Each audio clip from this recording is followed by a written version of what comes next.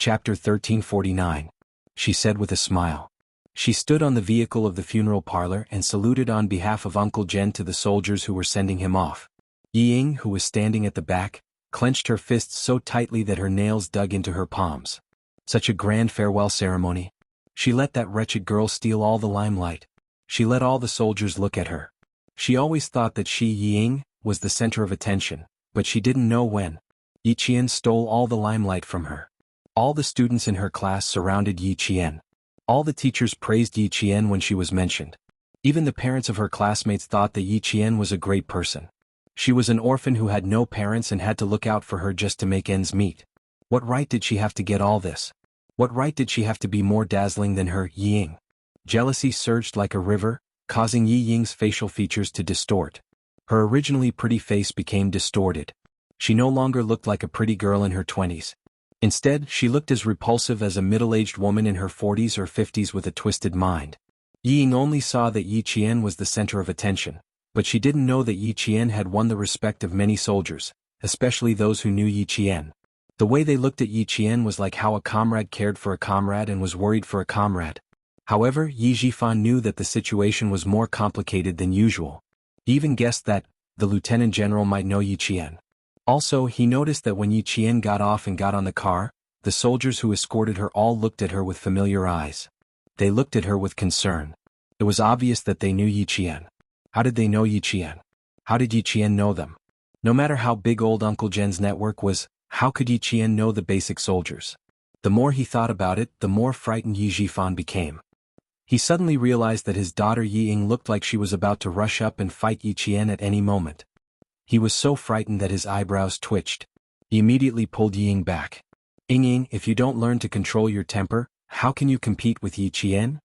Dad, everything she has should belong to me belongs to me. All of this belongs to me.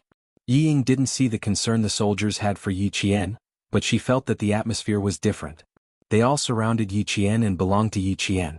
Yi Zhifan's face alternated between green and white as he suppressed the fire in his heart and scolded in a low voice. Everything that belongs to you? Ying, if you don't wake up, dats. Blinded by a leaf.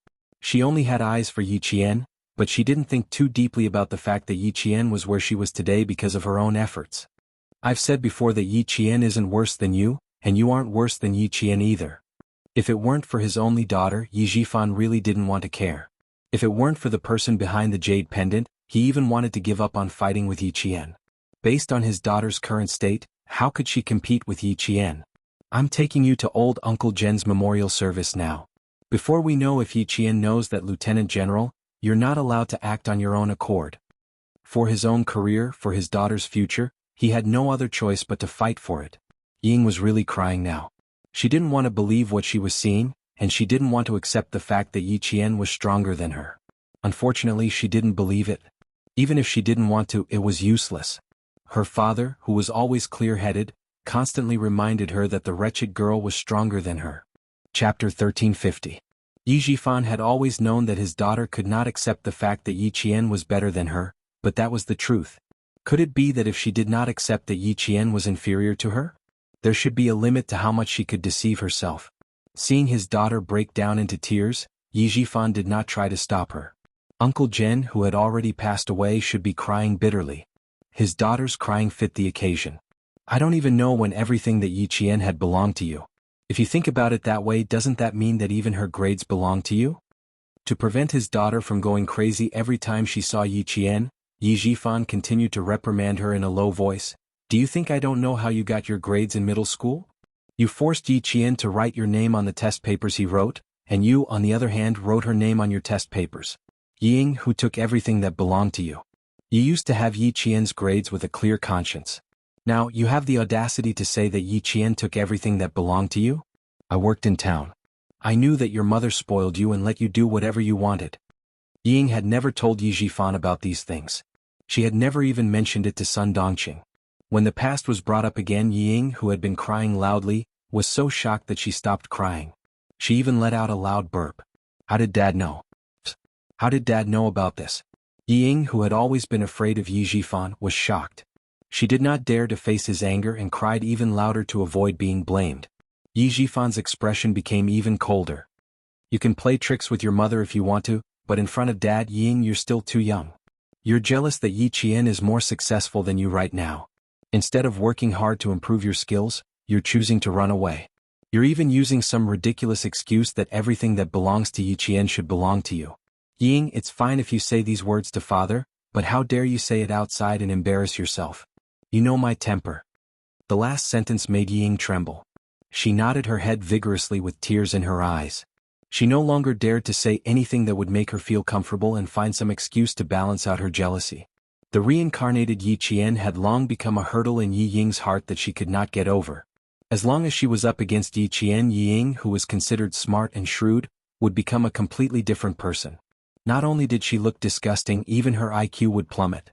After realizing this, Yi Jifan made up his mind that before Yi Ying had enough confidence to face Yi Qian, it would be best if she did not face Yi Qian head-on, in case something happened. It had to be said that Yi Jifan was smart. After realizing the crux of the problem, he immediately changed his strategy and did not let Yi Ying have a chance to compete with Yi Qian. He was also afraid that Yi Ying would be ruined by her jealousy. How could Yi Ying, who was forced by her father to recognize the truth, walk out of it so quickly? Jealousy was not cultivated in a day. Her jealousy grew day by day, and now it affected Yi Ying's normal judgment. If she could walk out of it, she would not be the Yi Ying of today. In addition, there was Sun Dongqing, who was a hindrance to his daughter and did not recognize the truth.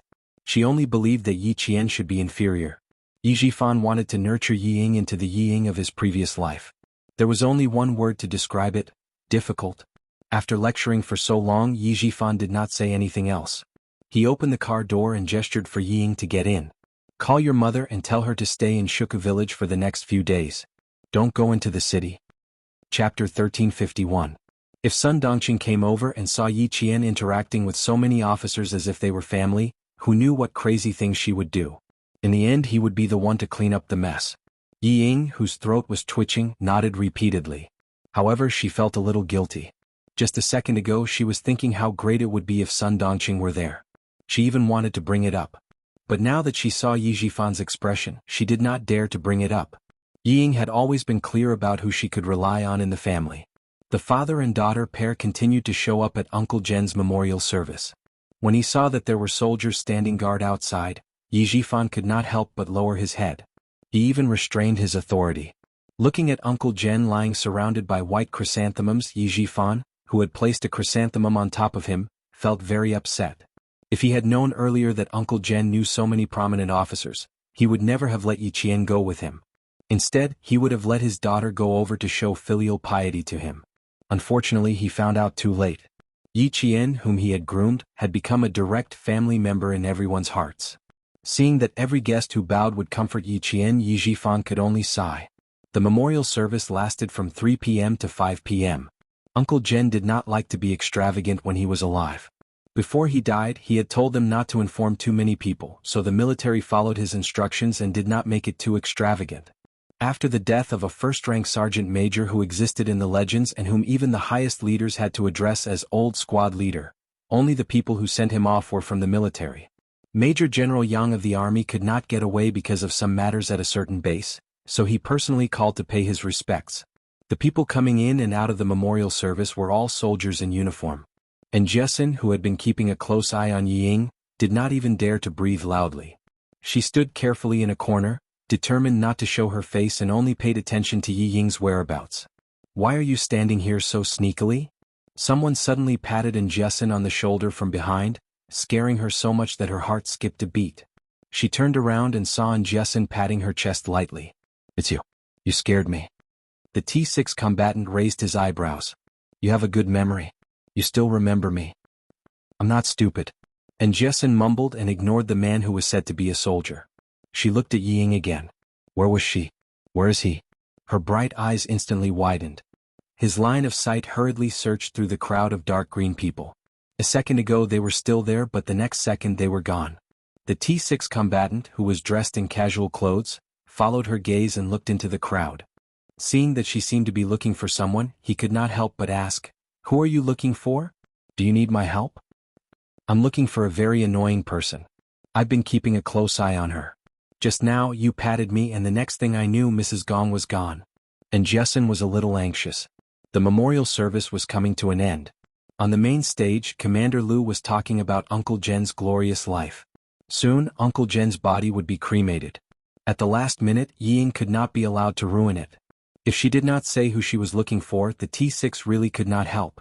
Hence, he asked her softly, "Tell me about the attire of the person you're looking for. It's better to have two people look for him than one." That was true. And Jessen immediately told him about Yi Ying and Yi Jifan's attire. After that, she said solemnly, "This father and daughter pair were very mean to Yi Qian, especially that woman. She bullied Yi Qian since she was young. Tell me immediately after you find him." The T6 combatant was dressed in casual clothes. In order to get closer to a pure and innocent girl, he gave off a clean vibe like the big brother next door. Coupled with his delicate appearance, and Jessen did not think that the T6 combatant was a soldier even after meeting him 3 times. Because he did not look like one at all. Chapter 1352. After saying that in a commanding tone, and Jessen urged him to help her quickly. "Help me go over there and take a look. You must not let the father and daughter get close to Yi Jian, and you must not let him get close to the general who is said to have the highest military rank." "It's the lieutenant general," the T6 combatant corrected her and said thoughtfully, "In that case, I'll take you to the lieutenant general's side to take a look. Maybe the person you're looking for has already been found by the lieutenant general." Commander-in-Chief Xia had suddenly appeared in Anyang City at the memorial service of a sergeant major. There would definitely be people who needed to find some free time to greet him.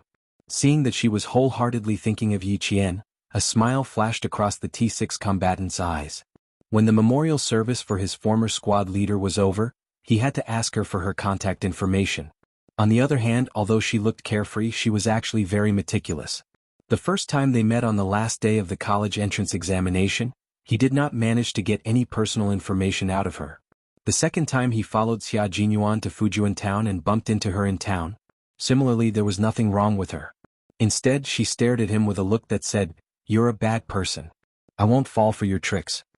It made him quickly reflect on whether she had discovered his intentions. Asking for her contact information on the third time they met. This should not be considered rapid progress, right? The T6 combatant thought to himself as he led Jessen over to Commander-in-Chief Xia. Before he could get close, he heard Jessen grinding her teeth. How shameless can you get? Yi Qian couldn't get away, so these two shameless people came over to try to get close to him. This won't do. I have to expose those two hypocritical faces. I can't let them get close to him. Ying still wants to enter the army with her looks? Don't bring shame to the army. And Jessen did not treat Yi Ying's family well at all. Her tone was so disgusted that the T6 combatant could not help but look askance at her. "You hate those two very much?" The T6 combatant, who was not too sure, asked. Asking more meant that he knew more about her and knew more about her. "So much so that you don't want to see them?" And Jessen glanced at the young man who kept talking to her. If she rushed over so recklessly, the lieutenant general with the highest military rank would probably ignore her. You know that lieutenant general? If she did not want to cause any trouble, it was best to get a referral. He did know Commander-in-Chief Xia. He had even received the medal personally given to him at the commendation ceremony. The T6 combatant nodded. "I do. If you're looking for those two people, I can take you there." Calm to hear what they have to say. Yi Jian and Xia Jinyuan didn't notice that Yi Jifan had brought Yi Ying to find Commander-in-Chief Xia. After Commander Lu, whose eyes were red, finished his eulogy, a platoon leader and 10 soldiers took off their military caps and bowed to the old platoon leader. They were the last soldiers to mourn. "Everyone take off your hats." It was the final farewell. Commander-in-Chief Xia did not listen to what Yi Jifan had to say. He took off his hat with a solemn expression. He stared at the old squad leader lying in the white chrysanthemum bushes and bowed once, twice, thrice. Yi Jifan was getting a little anxious. The coffin would be carried away soon, and this lieutenant general would probably be leaving as well. But he had not made any connections with him yet. When Jessen, who had already walked over, saw this, she immediately stopped in her tracks and sneered at Yi Ying. Disgusting people should not have appeared at Grandpa Jen's memorial service. They even wanted to find an opportunity to get Yi Ying into the army. How shameless. Chapter 1353. The lieutenant general did not pay any attention to them, so you can rest assured. When the T6 combatant saw Commander-in-Chief Xia walking straight to the front, he reminded him softly, "The lieutenant general has bodyguards around him, so the two of them won't be able to get close to him easily." As for how the two of them would get close to him, the T6 combatant's eyes darkened slightly. He would have to mention this to Xia Jinyuan.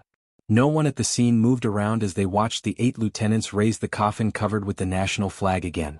Meanwhile, Yi Qian, who was holding Uncle Jen's black and white portrait, could not help but clench his fists.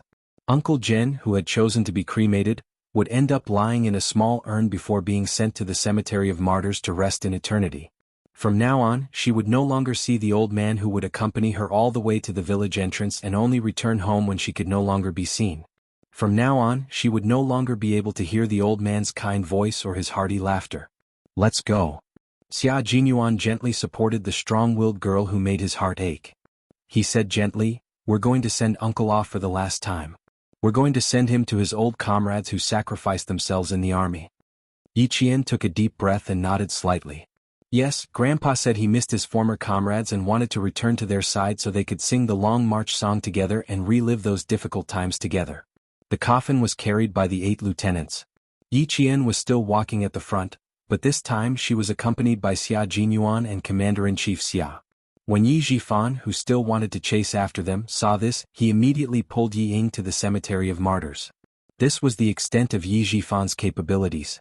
Knowing that it would be useless even if he followed them, he decided to go to the cemetery in advance and wait there.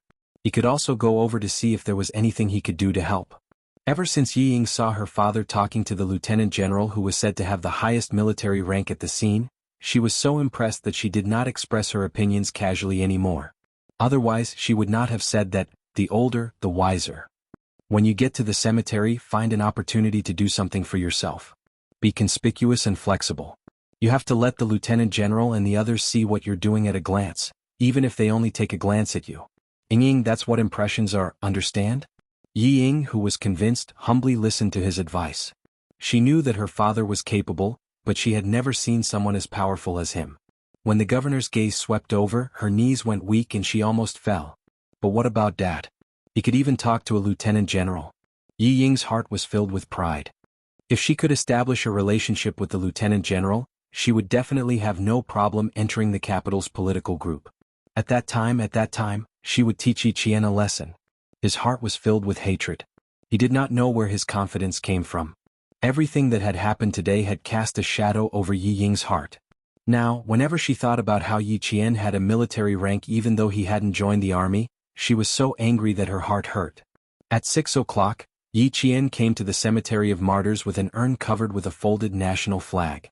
He walked step by step to the grave where Uncle Jen was buried, only to find that even the tombstone had been carved. Uncle knew that he couldn't make it.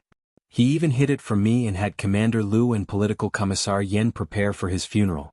He didn't want you to be sad. Principal Chen's voice was so hoarse that it sounded like wind. It was so hoarse that one had to listen carefully to hear what he was saying. After the last handful of soil was filled in, the kneeling Yi Qian's eyelashes trembled slightly.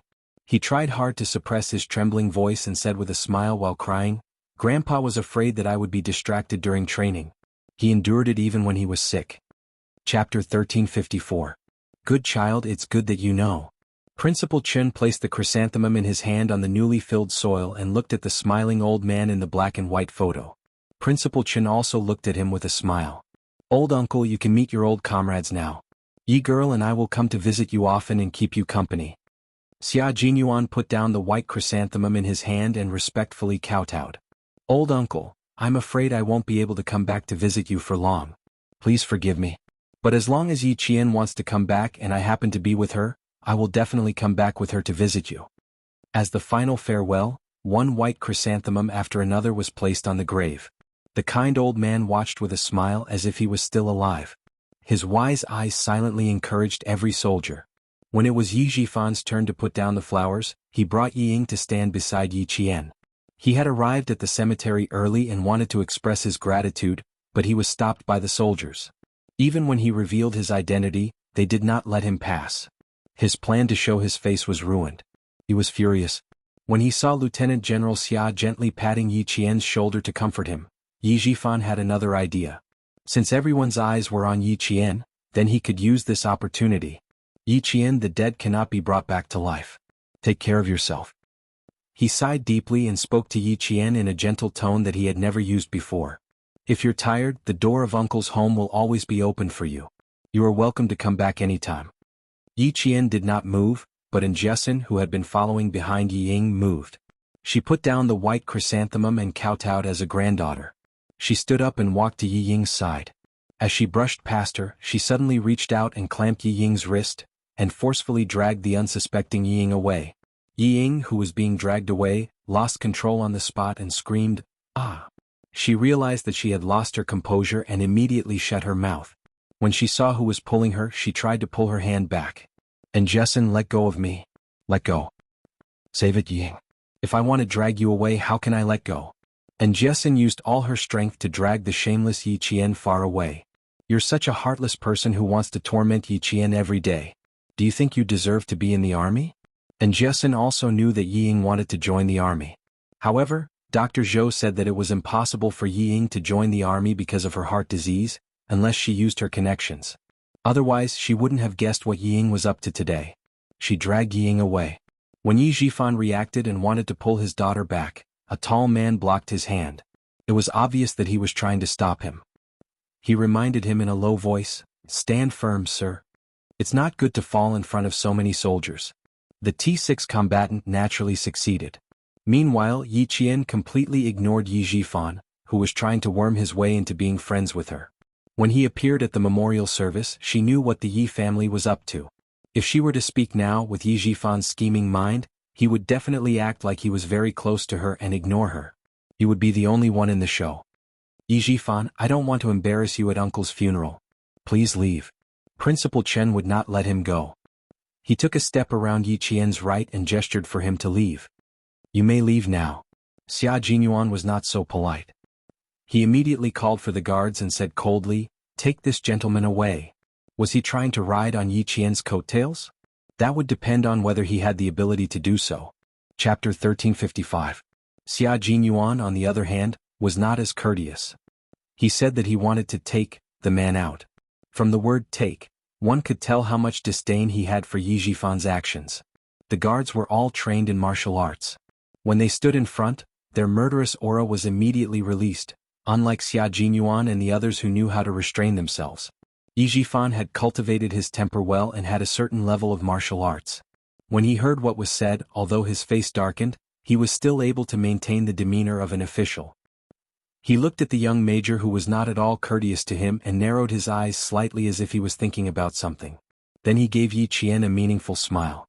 "Looks like it won't be long before Uncle will be able to attend your wedding."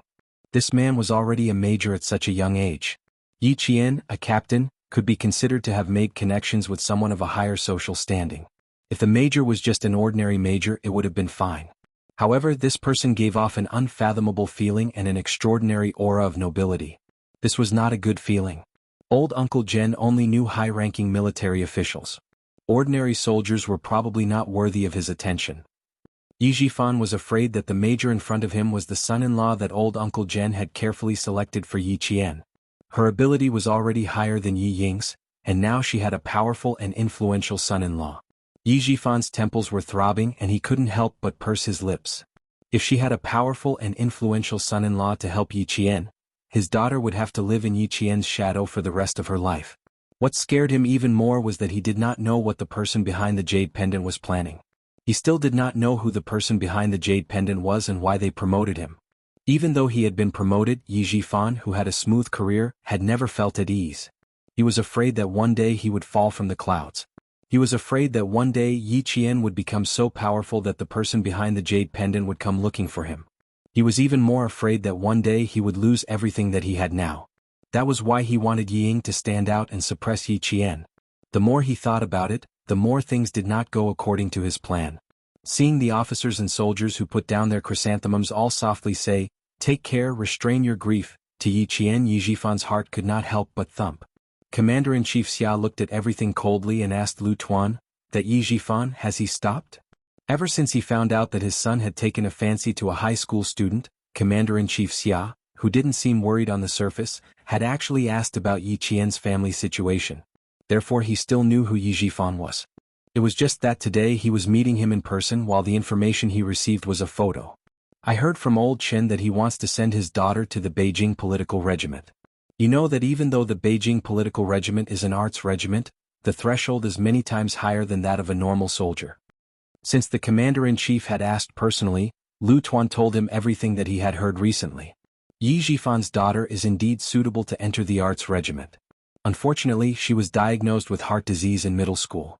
During the military training in the second year of high school, she caused a scandal in the provincial anti-chemical regiment. Her personal and overall performance during the military training will be recorded. With heart disease and a stain on her record, it will be difficult for her to even enter the arts regiment in the army, let alone the Beijing political regiment. Yi Jifan himself knows this, so he tried to use his connections to get his daughter in. Because of Yi Qian, Lu Tuan and political commissar Yen would also pay attention to Yi Jifan's movements. Chapter 1356. I heard that he has now been promoted to the position of Chief of the Construction Bureau. It seems that his personal ability is not bad. Commander-in-Chief Xia's focus was only on Yi Jifan himself. As for a daughter with a heart condition and a tainted record wanting to enter the Beijing political group, it was a fool's dream. However, it was not impossible. Commander Lu's face was a little gloomy. He replied in a low voice, "He is indeed not bad. Moreover, his political achievements are outstanding. He is cautious and does not have the corrupt style of officialdom." It was just that the speed of his promotion was a little shocking, especially the speed of his promotion in the past 5 years. It was unbelievably fast. Cautious and does not have the corrupt style of officialdom? Commander-in-Chief Xia raised his voice a little. There was a hint of unusualness in it. "Jinghua, I'm afraid you are only looking at the surface." Jinghua, Commander Lu's name. Judging from the speed of his promotion, it is true that he is cautious and does not leave any evidence that can be used against him. But as for his style, that's a question mark. If he was truly upright, he wouldn't have such crooked ideas. At the memorial service, he used his identity as the representative of the villagers of Shuku village to bypass the guards and was introduced to him by the mayor of Fujian town. From this, it could be seen that this person was indeed cautious and did not leave any room for criticism. Because he left the criticism to others. The mayor of Fujian town also said at the time, "Director Yi is too cautious. He is clearly representing the entire village to attend the old squad leader's memorial service, but he did not go up to deliver the eulogy. Lieutenant General, if I did not stop him just now, Director Yi would have left with his daughter in advance." The private jet landed in Fujian town. As the mayor, he naturally had to show up. There were also some arrangements that needed the mayor to make. In this way, the mayor of Fujian town spoke to Commander-in-Chief Xia.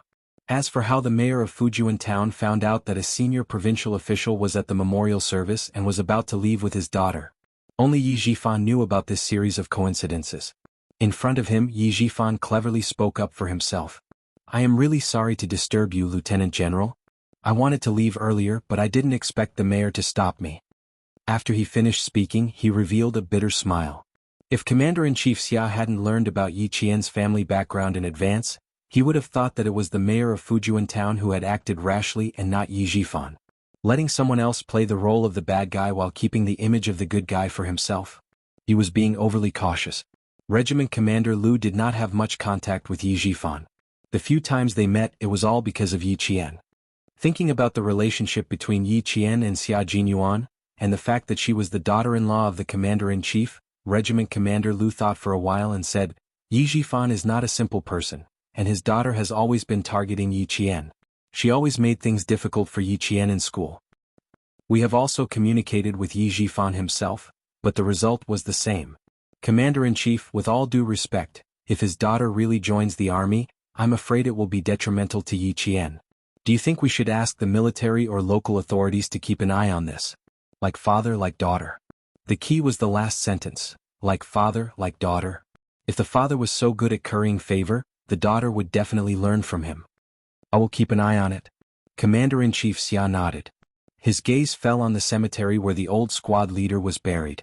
He said, "Thank you for taking care of the old squad leader and Yi Qian.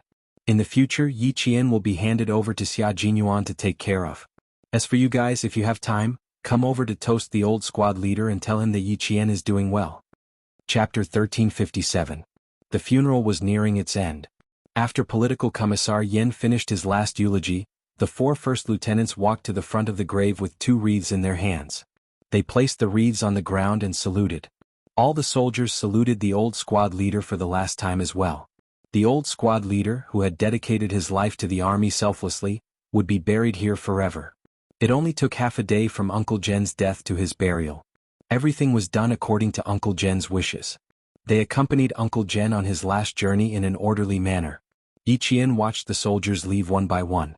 She said softly to Xia Jinyuan, who was accompanying her, "I want to be alone with Uncle General Captain Xia. Please tell the Lieutenant General." "Thank you." She hadn't had a good chat with Uncle Jen since she came back.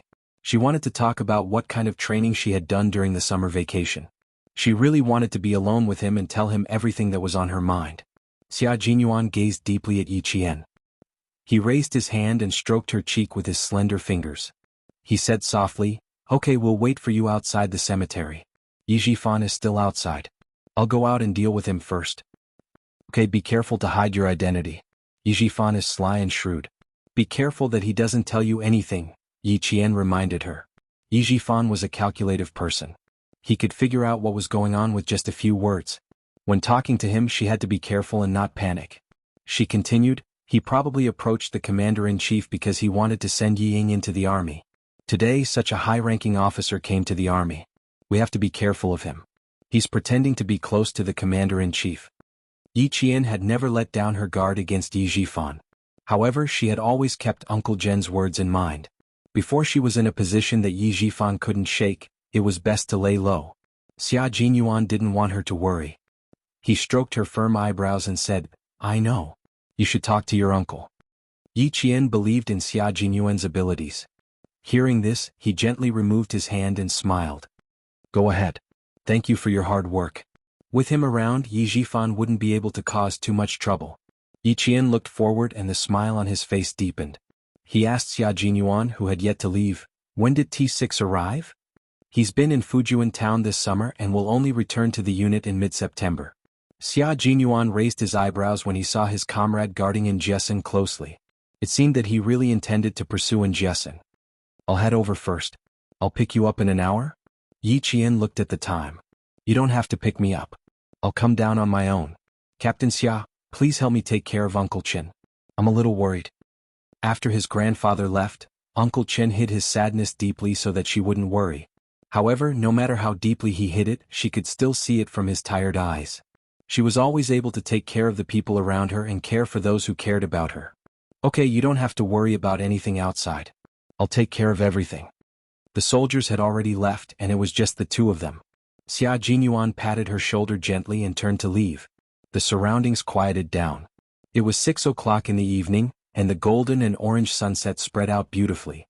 The faint golden light shone down on the mountains and rivers, making them look like they were plated with gold. It added a touch of magnificence to the mountains and rivers. The sun had completely set, and a crescent moon was already hanging in the sky. Half of it was cold while the other half was fiery.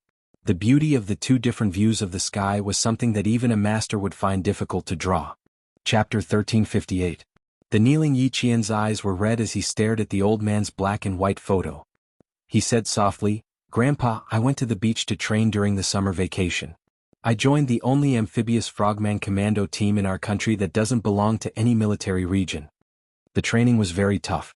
The first day, the captain made me wear the special frogman shoes and run along the beach. Luckily, when you and Principal Chen trained me, there were sandbags tied to your calves. I didn't embarrass myself on the first day and stayed smoothly. Captain Xia told me that the captain who trained me was a capable person. His training was known for being harsh. His comrades in the army all called him Demon King, but I don't think it was given by his comrades. It was his own code name. The training was indeed harsh. For the first 10 days or so, I only had about 3 hours of sleep every day. The rest of the time was spent on training. Diving training, weight diving training, underwater shooting training, combat training, as well as swimming from one island to another while wearing a rubber diving suit and weapons. It was very tough, but it was also very fulfilling. I also learned professional knowledge that I never received before. Grandpa, I like this kind of training. I feel that it's very interesting. No matter how tough it is, I can endure it. After sleeping, I can continue. My comrades in the team all say that I'm too scary and that it makes them feel pressured." Back then, her grandfather saved her from the Yi family and secretly found Principal Chen to train her. He trained with her in the high mountains and cold lands. When the heat was unbearable, he even accompanied her to the desert. He only let her go when she slowly gained a foothold and received Uncle Chen's complete approval. It could be said that in this life she was able to achieve what she had today because of her grandfather's guidance. He was like a lamp. No matter where she went, he would illuminate her direction and tell her not to go astray and lose herself. He knew that she hated Yi Jifan's family and was afraid that she would do something out of line at such a young age. He constantly reminded her to set her sights on the long term and find her own path first. She shouldn't be in a hurry for quick results. She shouldn't throw an egg at a rock and ruin her own foundation. She recalled all of this as if it had just happened yesterday. When the training ended, I actually didn't want to leave. Captain Xia told me that he would send me over during the winter break. He also told me that I probably won't have much time to go home during my 4 years in the military academy. I have to train during both holidays. Grandpa, I feel like the army wants to train me to be a frontline special forces soldier. I also want to become a special forces soldier like Captain Xia and the others. I want to be able to return home bathed in blood and leave with a smile. Yi Qian said what was on her mind. Even though there was no response from the old man, just looking at the kind smile in the old man's photo, Yi Qian felt that the old man who had always loved her had never left her side. Yi Ying's faint screams could be heard from the foot of the mountain. Yi Jian chuckled and said, "Grandpa, being in the special forces should be tough. Captain Xia often reminds me that my current training is all basic training. Tell me, what is the real training like? I really want to see what the real special forces training is like. So, Grandpa, I definitely won't let you down." She touched the tombstone gently, and the cold touch made Yi Jian's eyes tremble slightly. Grandpa had left, but she would always remember the words he left behind. No matter when, she would never do anything to disappoint her grandpa, no matter what. Chapter 1359. I'll come to see you again next time. Yi Jifan, whom you don't want to see, is here with his daughter. I have to go down and deal with it. You're right. As long as I stand up, Ying can only watch. In the future, she can only watch me. The last sentence was so low that it was cold, accompanied by a sword-like sharpness. Every word was like a sword, and every word was sharp. Yi Ying, who was being dragged away, could not break free from Injesen's grip no matter how hard she struggled. In addition, there were soldiers passing by from time to time. She did not want to make a fool of herself, so she did not dare to struggle too much. Injesen took advantage of this and pulled her with all her might. She did not stop talking. I know you're shameless, but I'm still saving you some face. Don't thank me.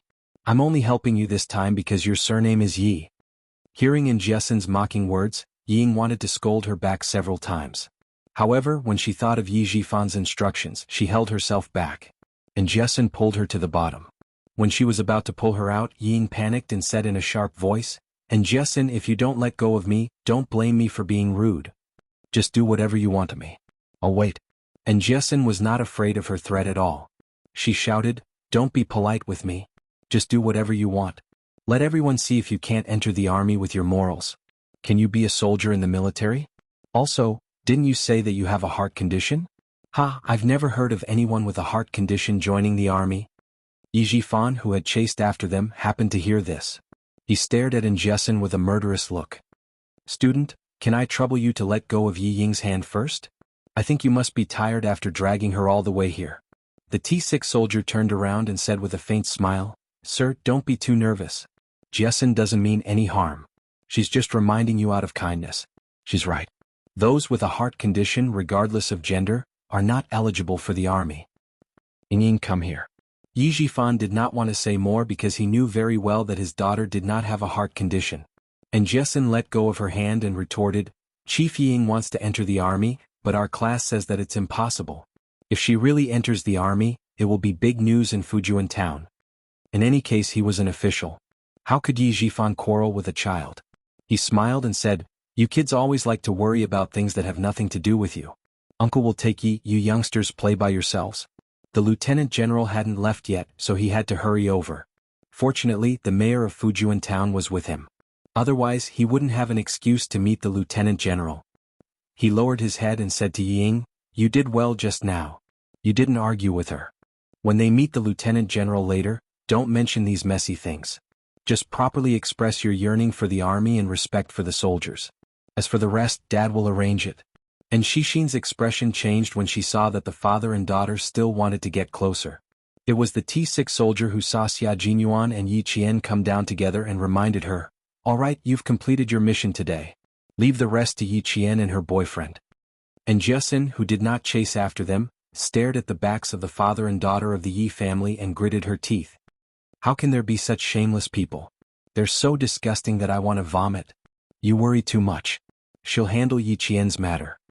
The T6 soldier wanted to kidnap her, so he thought about taking her away first. I saw that you brought your luggage here. Where's your luggage? Where did you put it? Yi Qian still has to go back to Shuka village. You don't know how to do that, do you? Go directly to school? Chapter 1360. And Jessen did not know what the young man in front of her was thinking. When she heard that, she told him the truth. I'm not going back. I'll take the train to school tomorrow and leave my luggage at the hotel. I'll head to the hotel tonight as well. She was such an honest girl and she should be his. The T6 combatant's thoughts kept popping up in his head like bamboo shoots after the spring rain. The more he looked at the girl in front of him, the more he liked her. As expected of someone who could hang out with Yi Qian. Her qualifications, her looks, and her IQ were really not bad. She had courage and even more courage. She could even teach the daughter of the construction bureau chief a lesson without trembling. Wasn't that courage? Why are you looking at me like that? And Jessen, who was being targeted, felt that something was off with the other party's gaze. Out of instinct, she put some distance between them. Aren't you Yi Qian's boyfriend's friend? Why aren't you going over? Why do you keep following me? She did not know if she was being too careless, but she did not realize that this person was a soldier. Yi Qian's boyfriend was a soldier. At least she had seen him in uniform before. But as for him, and Jessen's gaze swept across the T6 combatant, and the suspicion in her eyes grew even stronger. He was not too fair, but he was not too dark either. His looks were passable and his clothes were quite clean. It was just that he was too clean.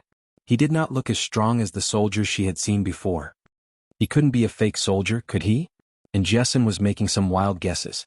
Although the T6 combatant could not guess what she was thinking from her expression, his intuition told him that it was definitely not a good idea. He immediately straightened his expression and said, I'm comrades with Yi Qian. I followed her all the way here. Now that Yi Qian and the others don't have time to take care of you, there's a rule in the army that a comrade's friend is his friend. Now that they don't have time, I'm obligated to take care of you. His excuse was not just any kind of high-sounding one. But Jessen had to listen to him fully. She blinked and smiled. There's no need for that. I think you should go and help Yi Qian now. That Yi Jifan is not easy to deal with. As for Yi Ying, she'll have her share of opportunities no matter where she goes. It's only because there are people watching her that she can. Go help Yi Qian. I can go back to the hotel on my own. The T6 combatant, who was rejected, did not pester him. He nodded and said, Yes, I'm only planning to drive you to a place where you can take a ride. It's not easy to take a ride here.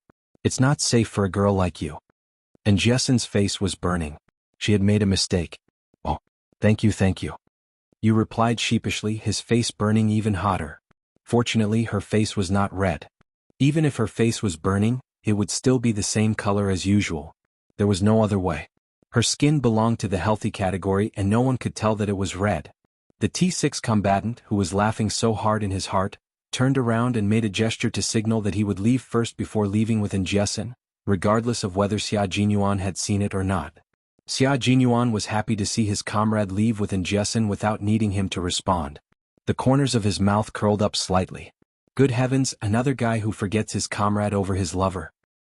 Yi Qian, I won't stop you from doing whatever you want. I won't care what you want to do. But don't you think it's time for you to give way to me?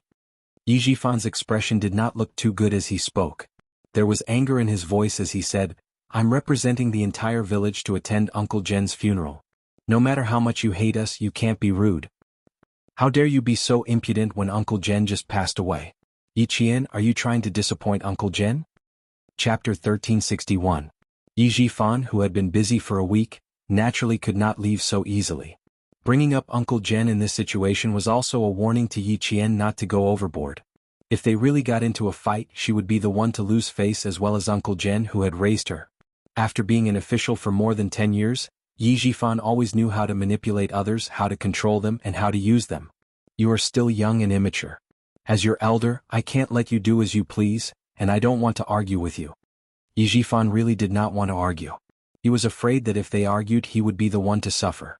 Facing reality, Yi Jifan, who knew how to adapt to reality, lowered his voice and even his arrogance. Yi Qian, leave with your friend. Don't embarrass each other. He clearly did not want to embarrass her, but after what he said, it became that he would embarrass Yi Qian. Inverting right and wrong had always been Yi Jifan's way of doing things. In her previous life, Yi Qian had suffered a lot at his hands. It was not her fault, but it became her fault. After hearing so much, even she herself believed that everything was her fault and had nothing to do with them. In this life, every time Yi Jifan inverted right and wrong, Yi Qian, who had walked out of the shadows, could not help but find it funny. It's a pity that Mr. Yi is not a crosstalk actor. Yi Qian smiled slightly. In his eyes, Yi Qian was indeed amazing. Even old Madame Yi could not win over her. But no matter how amazing she was still an 18 or 19-year-old girl. Now that Uncle Jen was gone, the tea had cooled down. So what if Uncle Jen knew so many military officers when he was alive? Yi Qian was just a military academy student now. Being a military academy student might sound impressive, but where would one not need connections in this day and age? It might sound impressive, but that would only happen in the future. Without old Uncle Jen, Yi Qian was like a baby eagle with broken wings. It would take a long time for him to fly. I just left and you're already in the mood to kick up a fuss with me. Yi Qian, the soldiers in the army haven't left yet. If you're a sensible person, let me give you a piece of advice. Be sensible and stay out of other people's business. After he finished speaking, he looked at Xia Jinyuan. This young man had been by Yi Qian's side since the beginning. He had handsome features, thin lips and handsome eyes. There was a hint of a smile between his brows, which made him look like someone not to be trifled with. Who was this person? What was his identity? Yi Qian hurriedly chased after him and stopped him from talking to him. Was it because he was afraid of the young man? Yi Jifan's eyes gradually darkened. If Yi Qian was afraid of the young man, then his military rank must be higher than hers, and his position must be higher as well. The rank of captain was the highest among lieutenants. It was also the rank of deputy battalion commander, company commander, and deputy company commander. It was one of the main military ranks in the army. It could be said that for Yi Qian to be a captain at her age, it was already quite good. Since the young man made her feel afraid, his military rank must be at least a colonel, and the highest, a senior colonel. However, he didn't look old, so it was unlikely that he was a senior colonel. Lieutenant colonels and majors were more likely to be older. Looking at his aura, it was obvious that he must have lived in a good environment. That was why he didn't say anything and just stood there, giving off an oppressive feeling. That meant that Yi Qian's current backer was most likely him. Chapter 1362. That's right, the woman was pretty and was a student from a famous military school. The man's image and temperament were even better, and his military rank was either colonel or major. It had to be said that Yi Qian had a good eye for choosing a boyfriend. He wasn't afraid of colonel or major ranks, but he was afraid that the other party had military power behind them. Thinking of this, Yi Jifan immediately restrained the coldness on his face. Yi Qian couldn't help but laugh. See, Yi Jifan must be guessing Captain Xia's identity.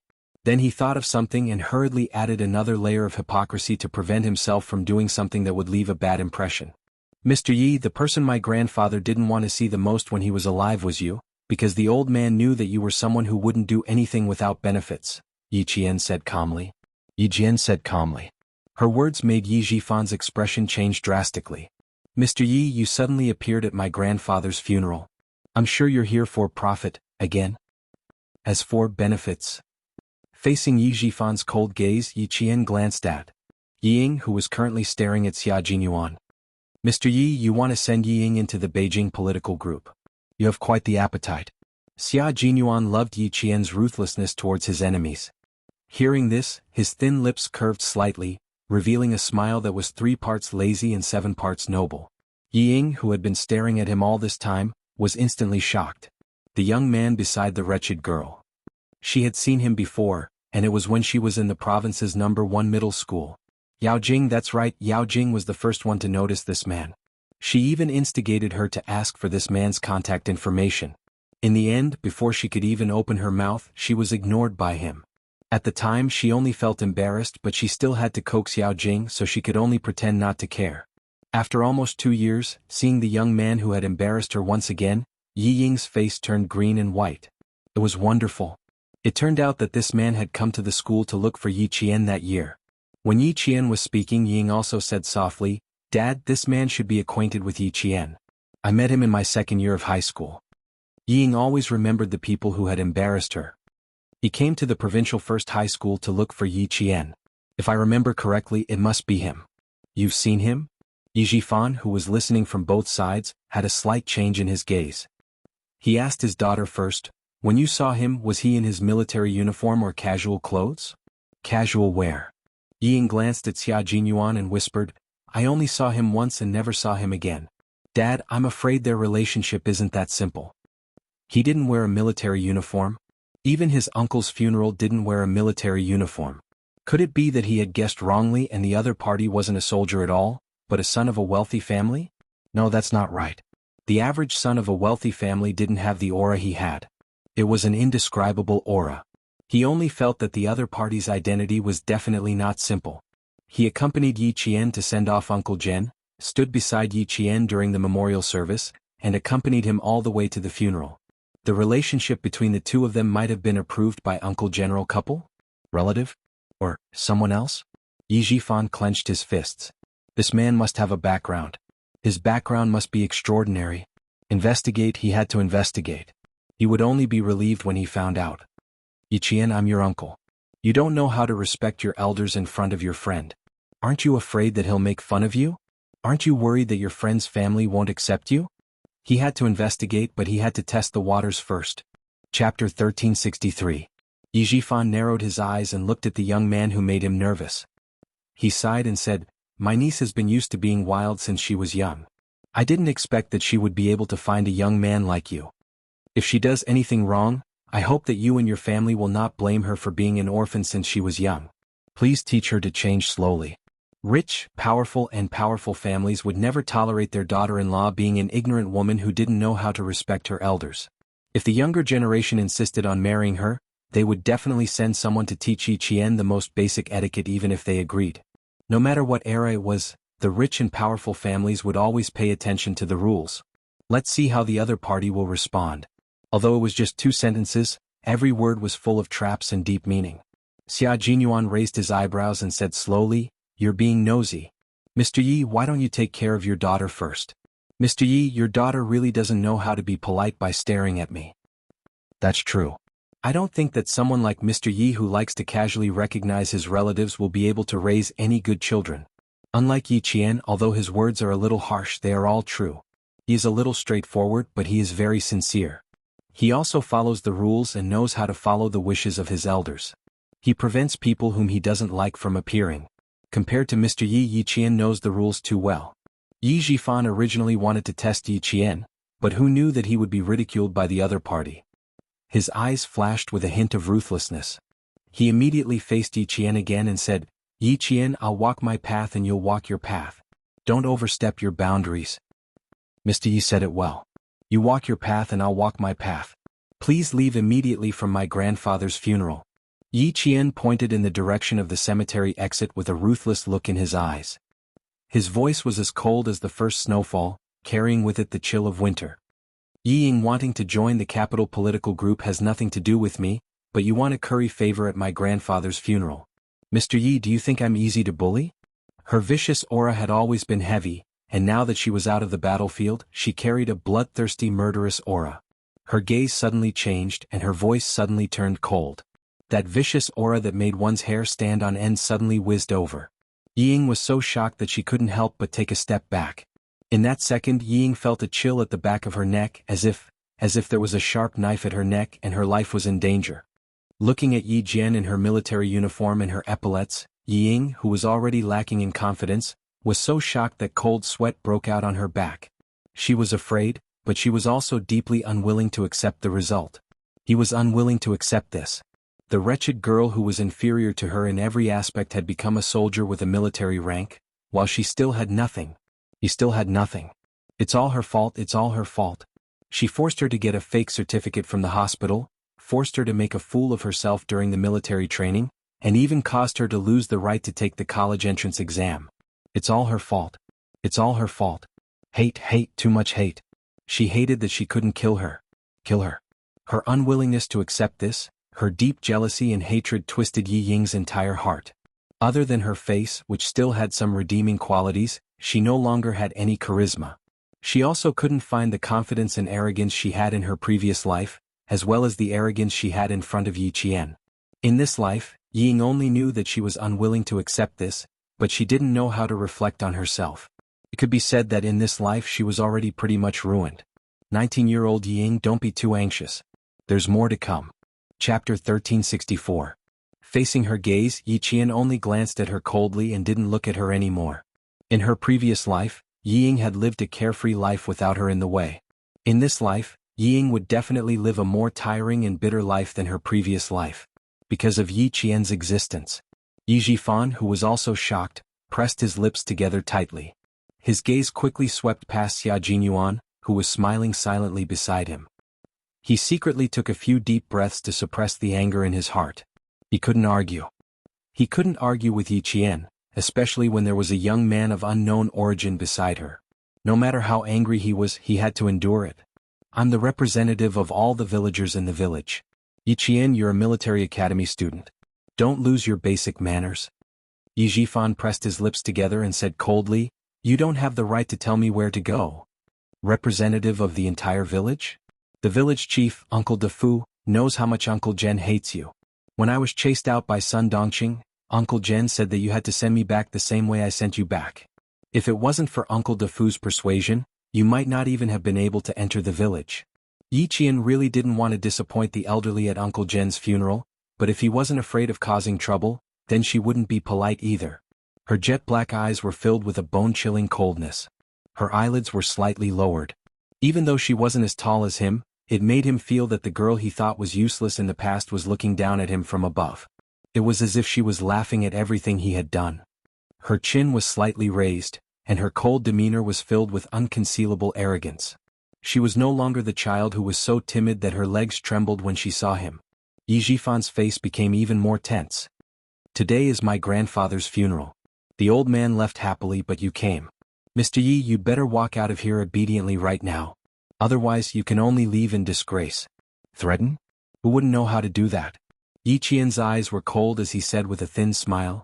He's the director of the Provincial Construction Bureau after all. It's embarrassing to ask him to leave like this. Ying was so angry that she was trembling. You still know that her father is the director. My father is the bureau chief. He's the most suitable person to entertain the guests. Instead of thanking him, you chased him away.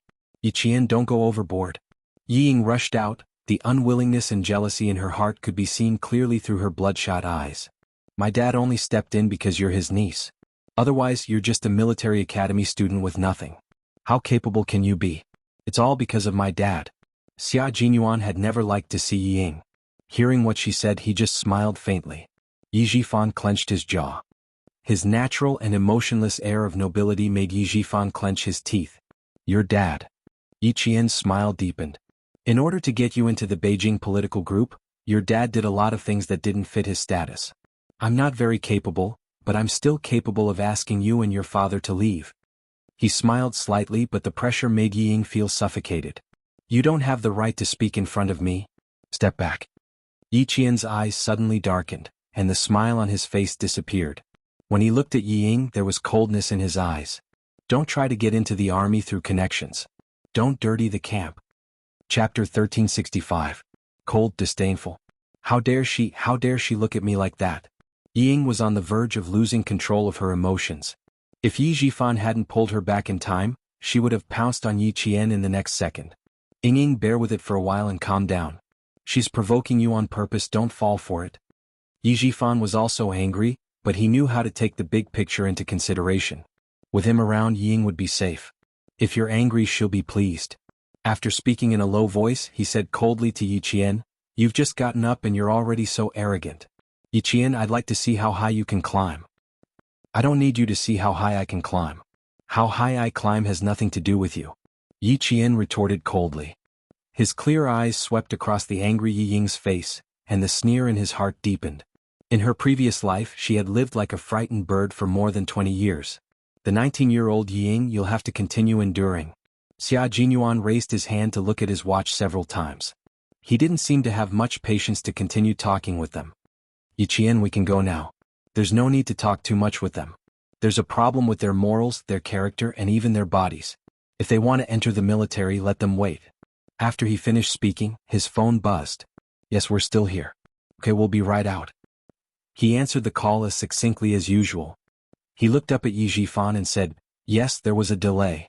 Yi Qian is by my side. It was a call from Commander-in-Chief Xia. They were all waiting outside. Don't worry, we're coming out now. Xia Jinyuan's gaze fell on Yi Jifan as he spoke. His thin lips curved slightly, revealing a faint smile. You guessed right. Even though his gaze was extremely faint, it still felt substantial. Yi Jifan immediately looked over when he sensed it. He saw a hint of disdain in his faint, fleeting smile. Before he could figure out what was going on, Xia Jinyuan gestured to Yi Qian, and the two of them walked past Yi Jifan and his daughter. Yi Jifan, who didn't do anything, blinked his eyes. There was a trace of darkness in his calculating eyes. He stared at Xia Jinyuan's back and said to Ying, who was so angry that her face turned pale, "Ying, let's go." "Dad, she's such a bully." Ying, who was grinding her teeth, was angry and aggrieved. In addition to her unwillingness and jealousy, her whole body was emitting a gloomy and cold aura. "You still say that you're not suitable? I'm not qualified. Dad, we can't let her go like this, absolutely not." Yi Jifan said very calmly, "So, Ying, Dad will wait for you to grow up. I'll wait for you to teach her a lesson. If you don't walk in front of her, you'll never be able to fight back, and you'll never be able to wipe away the humiliation." Looking at his daughter, who only knew how to be angry and habitually used her parents' identity when something happened, Yi Jifan's eyes were filled with many complex emotions. Different, very different. One grew up without the protection of her parents, like a weed that could withstand the wind and snow, while the other was like a flower in a greenhouse, unable to withstand the wind and rain. Different, very different. Therefore Ying had to enter the army.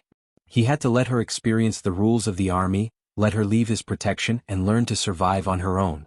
Outside, Commander-in-Chief Xia looked at the rascal in the family and said kindly to Yi Qian, "Are you okay, Yi Qian?"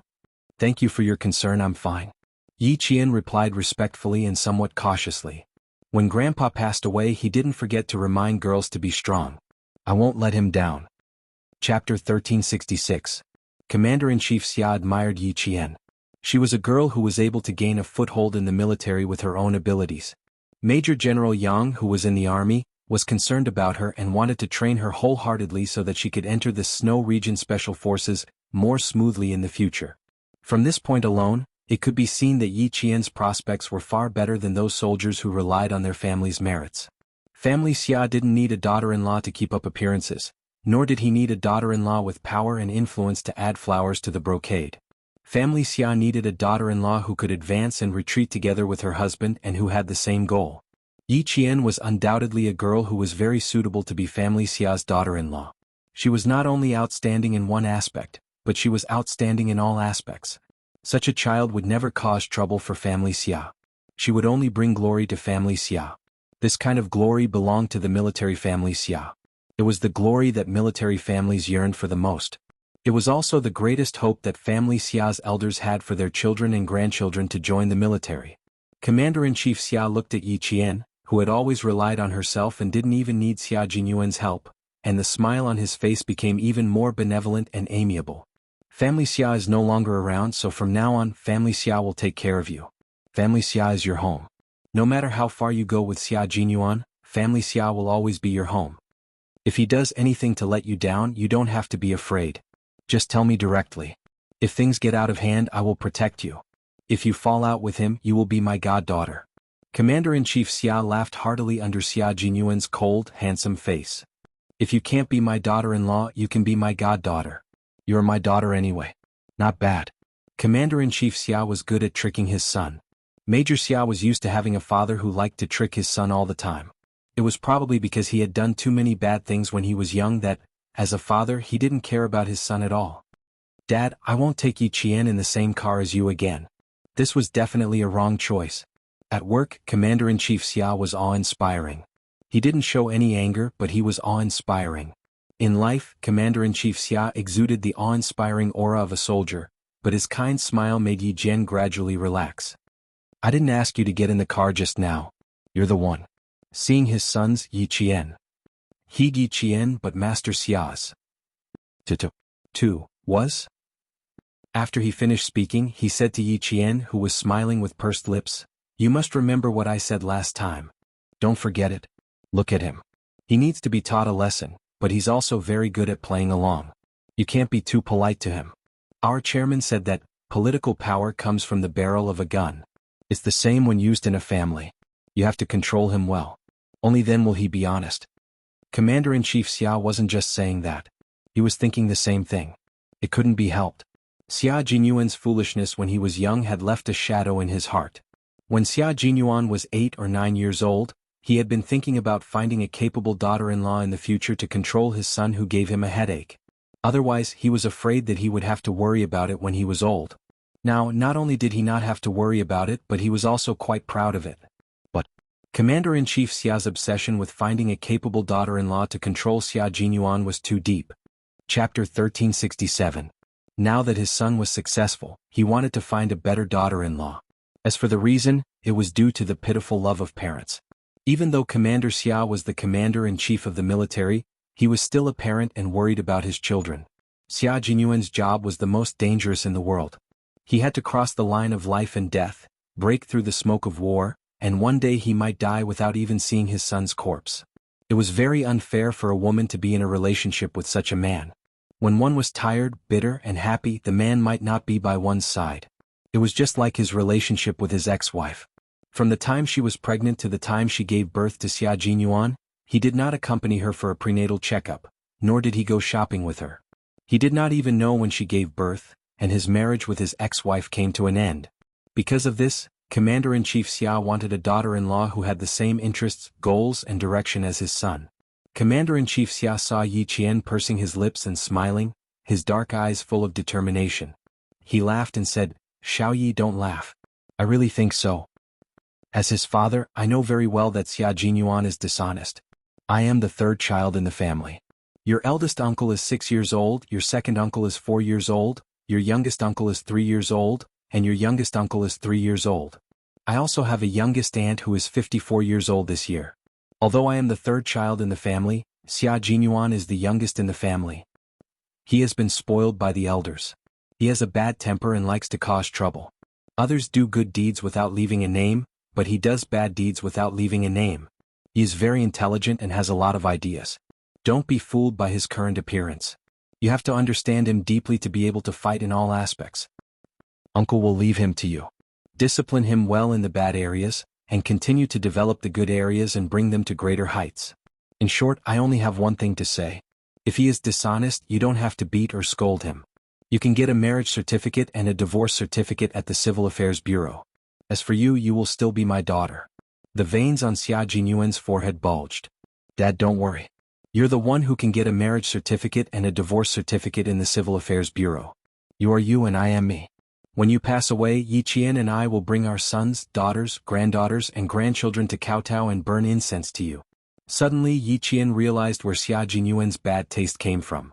It was most likely inherited from Commander-in-Chief Xia. One cheated his son, and the other cheated his father. These were father and son. Commander-in-Chief Xia was not angry. There was a hint of teasing in his voice as he said happily, "Then I'll be waiting. If you dare to treat Xiao Yi badly, I believe that there will be a large wave of people outside standing up to take over your position. Xia Jinyuan, take it easy. Our military has always had more men than women. Outstanding male soldiers are all over the place. If you don't behave in front of Xiao Yi, I don't mind being the matchmaker. Qin Xiu from the Qin family is no worse than you." He was the commander-in-chief after all. Xia Jinyuan wasn't someone to be trifled with. When he heard this, he raised his eyebrows and smiled at Yi Qian. "Little fox, did you see that? When we have children in the future, we can't let him raise them. I'm afraid they will turn against each other and become enemies." Yi Qian thought to himself, "There is an example right in front of me." Chapter 1368. It's the ancestors' rule to not have children. The smile on Commander-in-Chief Xia's face deepened.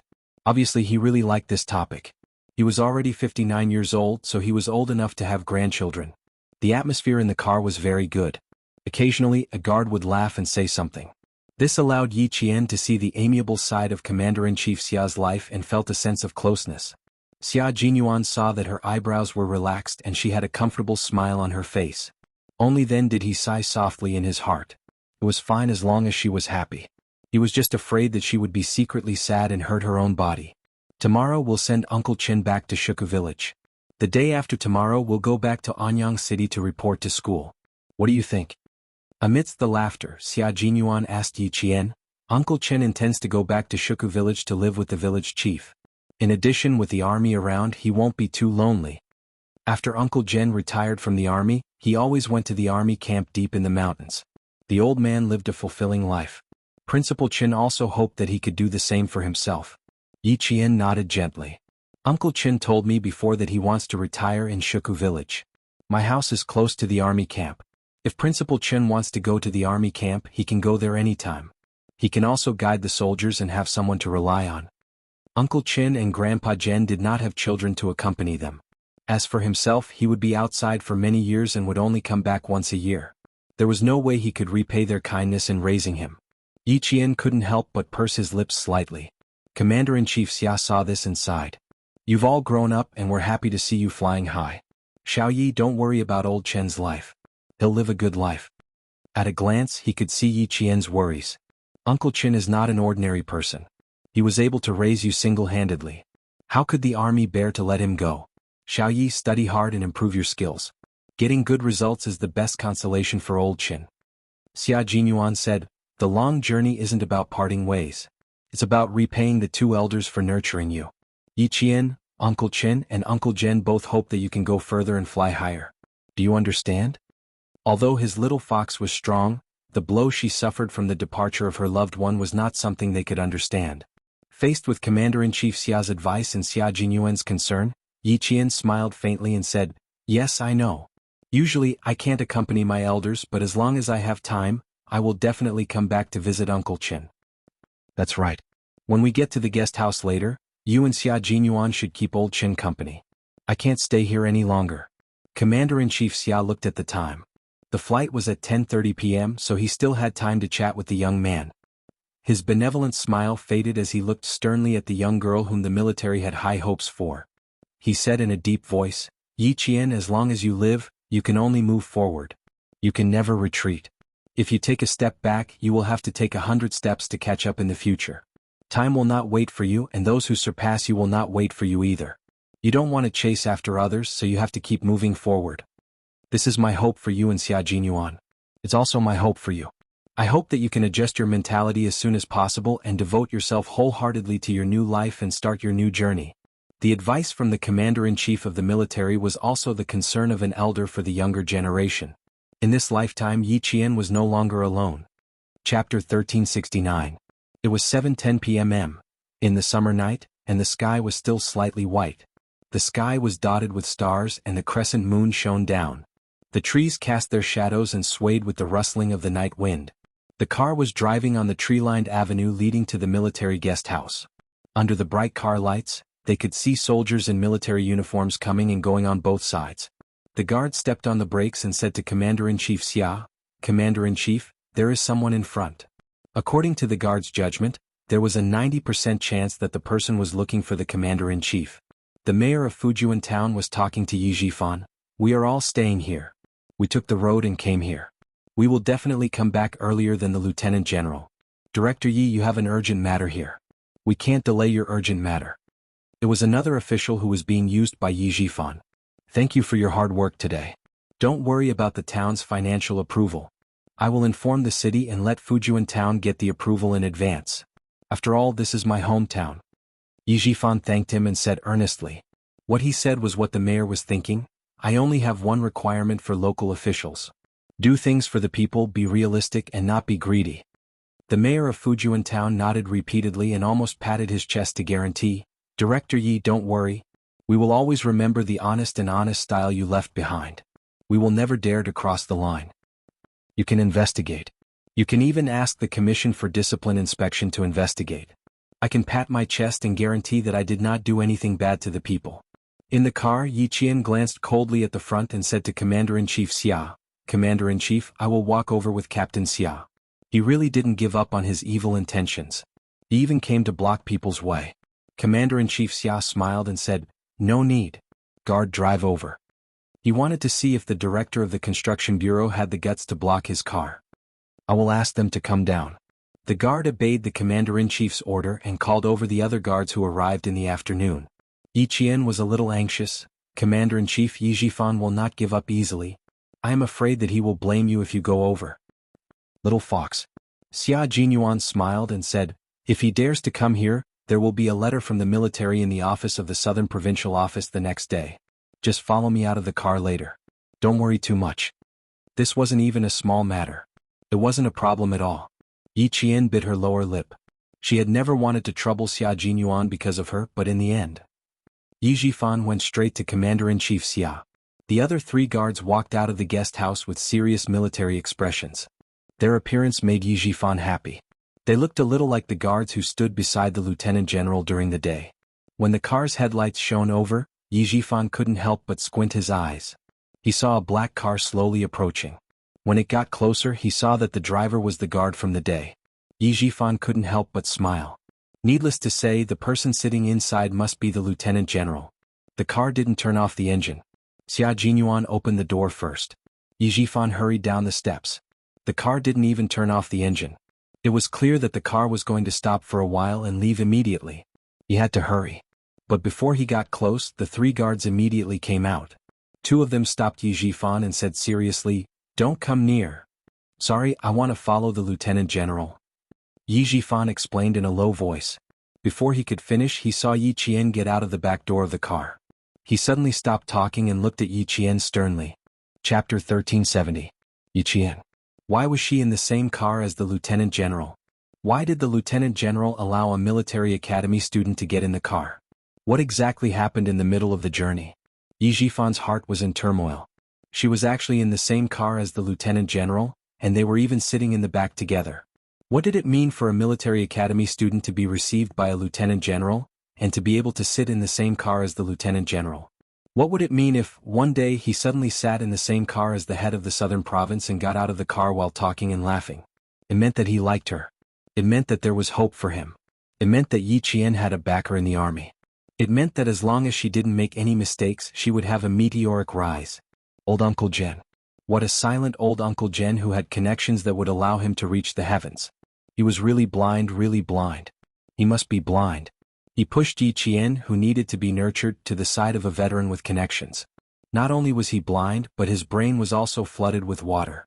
A cool breeze blew over with a hint of summer heat. Yi Jifan, whose mouth was full of bitterness, shuddered violently. He was blind, he was blind. In this way, Yi Qian was able to rely on the lieutenant general, a capable and powerful lieutenant general. No wonder he was able to wear the military uniform in advance. No wonder he was able to reach the rank of captain. So that's how it was. Yi Qian got out of the car with one hand on the car door. Her voice was slightly restrained as she politely said goodbye. "Goodbye, Commander-in-Chief." Commander-in-Chief Xia waved at her and smiled warmly. "Little Yi, you can call me uncle when it's not working. Take care of yourself.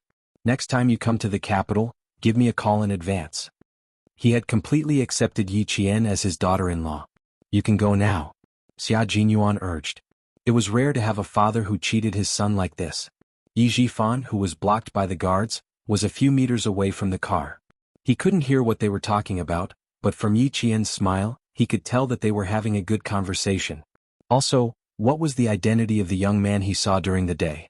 "Why are you sitting in the same carriage as the lieutenant general?" For a moment, Yi Jifan's emotions rose and fell. His eyes were cloudy and uncertain. While he secretly clenched his fists, he also realized that it was impossible for him to get to know the lieutenant general and use this opportunity to send his daughter, Ying, into the capital government regiment. If he were in Yi Qian's shoes, he would definitely tell the lieutenant general about the grudges between the two parties. The lieutenant general knew Yi Qian first, so he would naturally side with her. This path was blocked. It wouldn't work. The mayor of Fujian town wished that there was a hole in the ground for him to crawl into, but who knew that the lieutenant general would turn a blind eye to it? When the 2 guards who stopped them walked down the stairs, the mayor of Fujian town, who was sweating profusely, tried to smooth things over. "Director Yi, I'm afraid the lieutenant general is not in the car. If he was in the car, he would definitely get out. I'm guessing the lieutenant general is not in the car. The man and woman who came down are just basic military officers. How could he trouble the lieutenant general to send them over?" Yi Jifan, who was not in a good mood, sighed in relief. What he said made sense.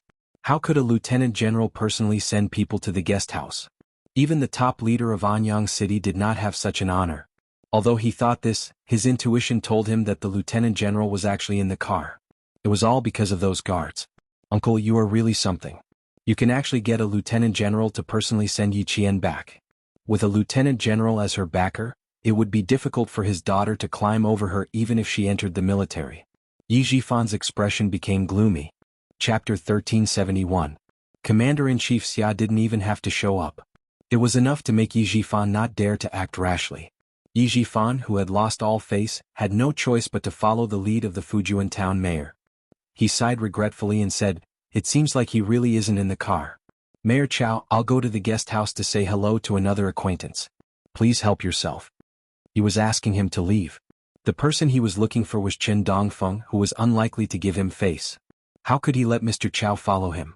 Mayor Chow, who wanted to leave quickly so that Yi Jifan wouldn't hold him accountable, immediately said, Okay. I won't disturb you any further. Director Yi, I'll ask for your advice the next time I'm back in town." The sound of a car starting could be heard. Several guards got into the car. Yi Qian and the young man stood in the same place. Their backs were as straight as a pencil, and they had the same aura of a towering mountain. The young man was also a soldier.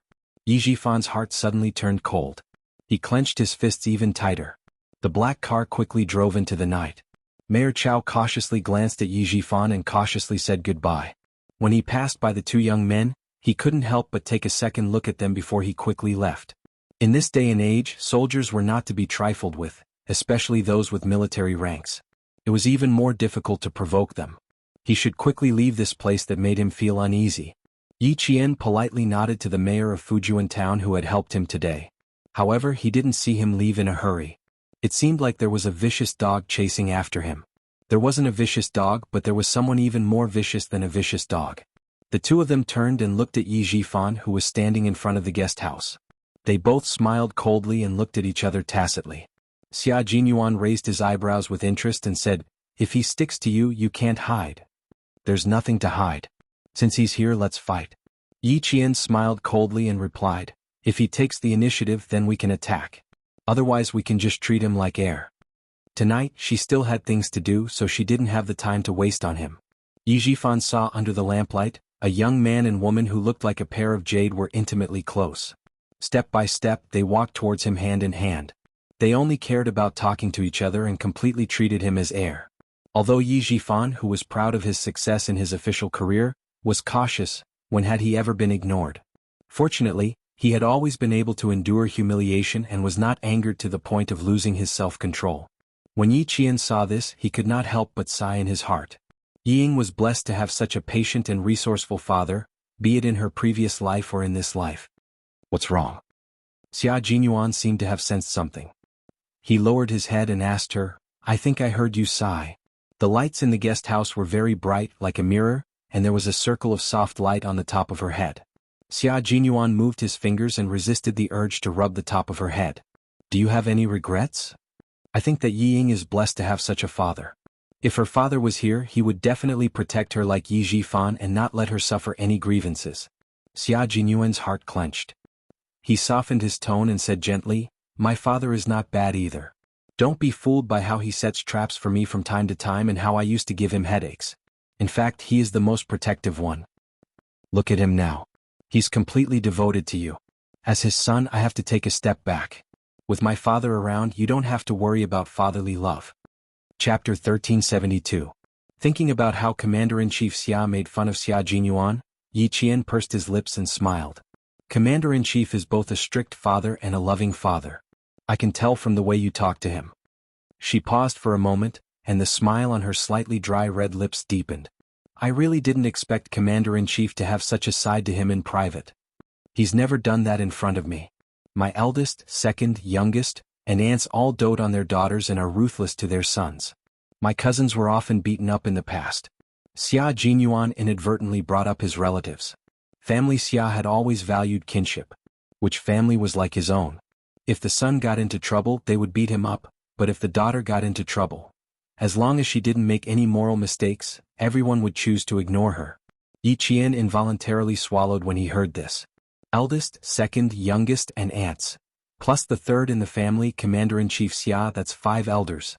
As expected of a big family in Beijing, they had a prosperous family. When you have time, I'll take you home for a walk and meet our relatives. Daughters are pampered in our family Xia. Our family has a prosperous family of sons, but there's only one daughter in every generation. In my generation there's only Xia Yue. The two of them whispered as they walked past Yi Jifan and entered the guest house. After checking their room number, they went upstairs together. When they reached the first step, Xia Jinyuan suddenly turned around and smiled at Yi Jifan. He gave him a disdainful look and nothing else. Yi Jifan didn't expect him to turn around so suddenly. Caught off guard, he was stunned by the arrogance in his eyes. The relationship between this young man and Yi Jian was not an ordinary relationship. It was very likely that they were lovers. After staring at their backs for a while, he finally calmed down and walked into the guest house with his mouth pressed tight. For the sake of his daughter, he had to talk to Chen Dongfeng tonight. At this moment, Ying was waiting anxiously in the hotel. The television was on, but her mind was not on it at all. She paced back and forth in the room alone, impatience written all over her delicate face. She had been asked to wait in the hotel alone. It was already past 8 o'clock, but there was still no news. She didn't know if her father had spoken to the lieutenant general or if he had completed his task. With the end of the summer vacation, our province's Canaan University will welcome the first day of new students. The provincial satellite channel broadcasted the news of new students entering the university.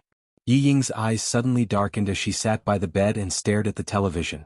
Canaan University, one of the key universities in southern province, was also one of the most famous key universities in the country. In the past she hadn't taken him seriously. But now, 1 or 2 students who were not as good as her had been admitted to a key university. There were even a few ignorant students in her class who had called her and asked her which university they had been admitted to.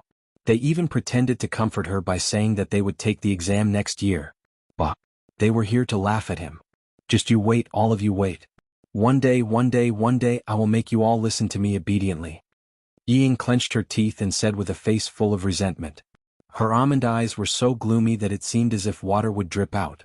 Wait until she entered the Beijing political group, wait until she climbed very, very high, then she would definitely make them pay attention to her. Yi Ying, whose mind was becoming more and more twisted, did not know that her legs had already sunk deeper and deeper into the swamp. Yi Ying waited until 9:30 at night. She opened the hotel room door several times, but did not see the familiar figure return. Time passed little by little, and Yi Ying's heart sank little by little. Chapter 1373. Dad said that as long as there was good news, he should call me immediately. Since there was no news, it meant that there was no good news. Yi Jifan indeed did not have any good news. He did not know which room Principal Chen was in. After getting a room with his certificate as the director of the construction bureau, he walked back and forth. Fortunately, Yi Qian remembered that they were on the 3rd floor when they went upstairs. Otherwise, they would not have been able to find Principal Chen. Old Chen, I don't have any other request. I just hope that you can introduce me to the people in the army. This is just a piece of cake for you. Yi Jifan, who finally found someone, sighed again and again. He even pointed out his shortcomings in the past and sincerely apologized. I did not take care of the school in the past. But old Chen, tell me honestly, I did not make things difficult for the school. Now, I don't want anything else. I just want my daughter to enter the army. As long as you can introduce me to some people, I will thank you regardless of whether it succeeds or not. Yi Ying is young and has made many mistakes, but she has been changing herself. She is Yi Qian's cousin. She has half the same blood as Yi Qian. Based on this, she will not be worse than Yi Qian, let alone bring shame to Yi Qian. Principal Chen listened with an indifferent expression until Yi Jifan's mouth was dry. Principal Chen chuckled and said, Director Yi, you think too highly of me. I am just a retired principal. What can I do? You have found the wrong person. Also, I can guess why Director Yi wants to send your daughter to the army. As for what you said about your daughter having half the same blood as Yi Qian and not being worse than Yi Qian, Director Yi, don't you think it's ridiculous when you said that? Do you think my uncle and I helped Yi Qian get to where he is today? Director Yi, you have underestimated her. It's getting late. Director Yi, please. I need to rest. After listening to nearly 10 minutes of nonsense, Principal Chen understood that Yi Jifan was very determined to send Yi Ying into the army. With a cold look in his eyes, Principal Chen directly sent him off. Yi Ying was a troublemaker.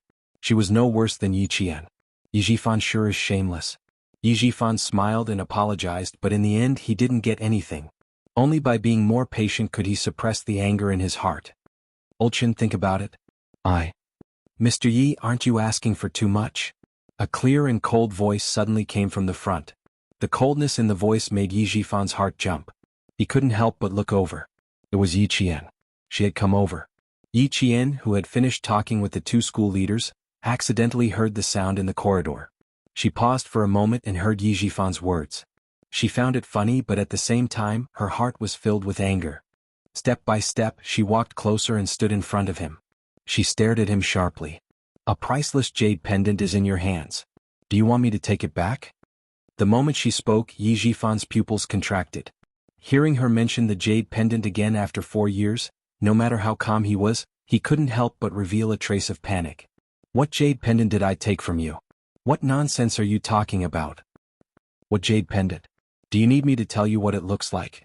Do you think I can't recognize Ying just because she's wearing a fake one? Mr. Yi, I didn't mention it because I didn't want it. Yi Qian sneered softly. Her expression became colder. Just because I didn't mention it doesn't mean I forgot. Also, Uncle Chen knows about my relationship with Ying. Do you think this is a secret that only you know? Chapter 1374. Hearing this, Yi Jifan's eyes turned cold. He suddenly raised his head and stared at Yi Qian. He stared closely and carefully. After a long time, Yi Jifan said calmly, I don't know what you're talking about. Mr. Yi is indeed a smart person. Yi Qian raised her eyebrows. Her clear eyes were cold. She looked at him with a faint smile. A smart person would know what I'm talking about. I can understand why Mr. Yi would want to hide a jade pendant that was expensive more than 10 years ago. She even knew that he had secretly appraised it more than 10 years ago. Yi Jifan clenched his jaw and stared expressionlessly at Yi Qian. He knew everything but didn't say anything. You don't have anything for me to hide. I don't need to hide anything from you. Her uncle had already passed away. Who else knew about the jade pendant? If he didn't admit it, what else could she do? Yi Qian couldn't help but laugh at Yi Jifan's insistence on denying it. She could guess what he was thinking. She could tell from the slight changes in his expression. How could I not recognize my mother's belongings? Ever since I mentioned it that year, you immediately made a replica for Ying to wear. Weren't you afraid that if I mentioned it again, you'd give me a replica? I've said that Mr. Yi is a smart person. It's a pity that Mr. Yi only thinks of himself as a smart person and treats others as stupid. The jade pendant is in your hands. It's not something you can hide as you wish. Because... She suddenly stopped talking. He heard Yi Jifan's dark eyes staring at the girl who was becoming more and more unfamiliar to him. She wanted him to take the initiative to ask her. Because of what? He needed to know what she was thinking. He had to ask her. Yi Jifan's eyes were not only cold, but so was his deep voice. It was like a stone covered in thick ice. He asked her in a cold and hard voice.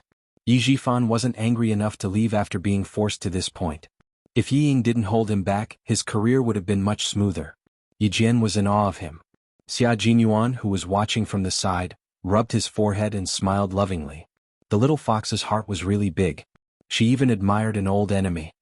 It's up to me whether I want to take it back or not. Remember my words, Mr. Yi? After Yi Qian finished speaking with a faint smile, he watched with interest as Yi Jifan's expression changed abruptly. It was truly satisfying. Since he came over in the middle of the night to cause trouble for her, she had to give him a piece of her mind. Yi Jifan's expression darkened. He stared at the girl who was still smiling so easily. After a long time he said coldly, Yi Qian, you don't have the ability to threaten me. With that he walked away. Yi Qian hadn't forgotten about the jade pendant, but she didn't want it. Why didn't he want it even though he knew that it was priceless? Even Qin Dongfeng knew about Yi Qian's background. Did she know that she wasn't his elder brother's biological daughter?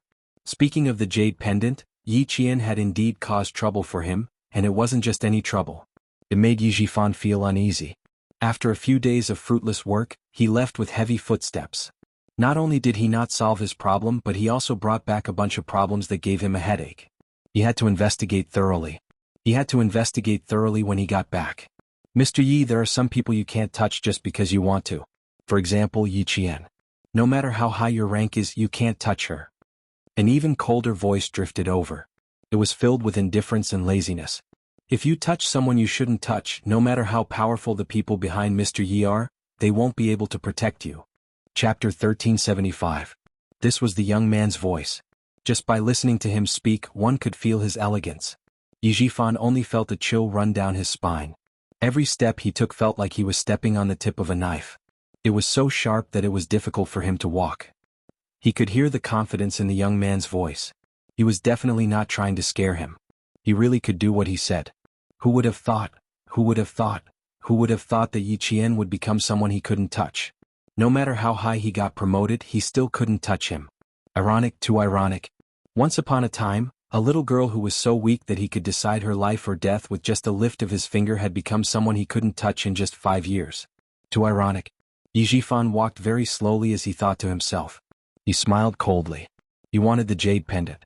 He also wanted to get rid of this person. Let's see if he could touch her. Standing at the entrance of the guest house, Yi Jifan looked back at the guest house that only served soldiers and occasionally government officials. His elegant face revealed a trace of coldness that seeped into his blood. Yi Qian, it would have been better if you didn't mention the jade pendant. Now that you did, it means that you've been thinking about it. Yi Jifan narrowed his eyes.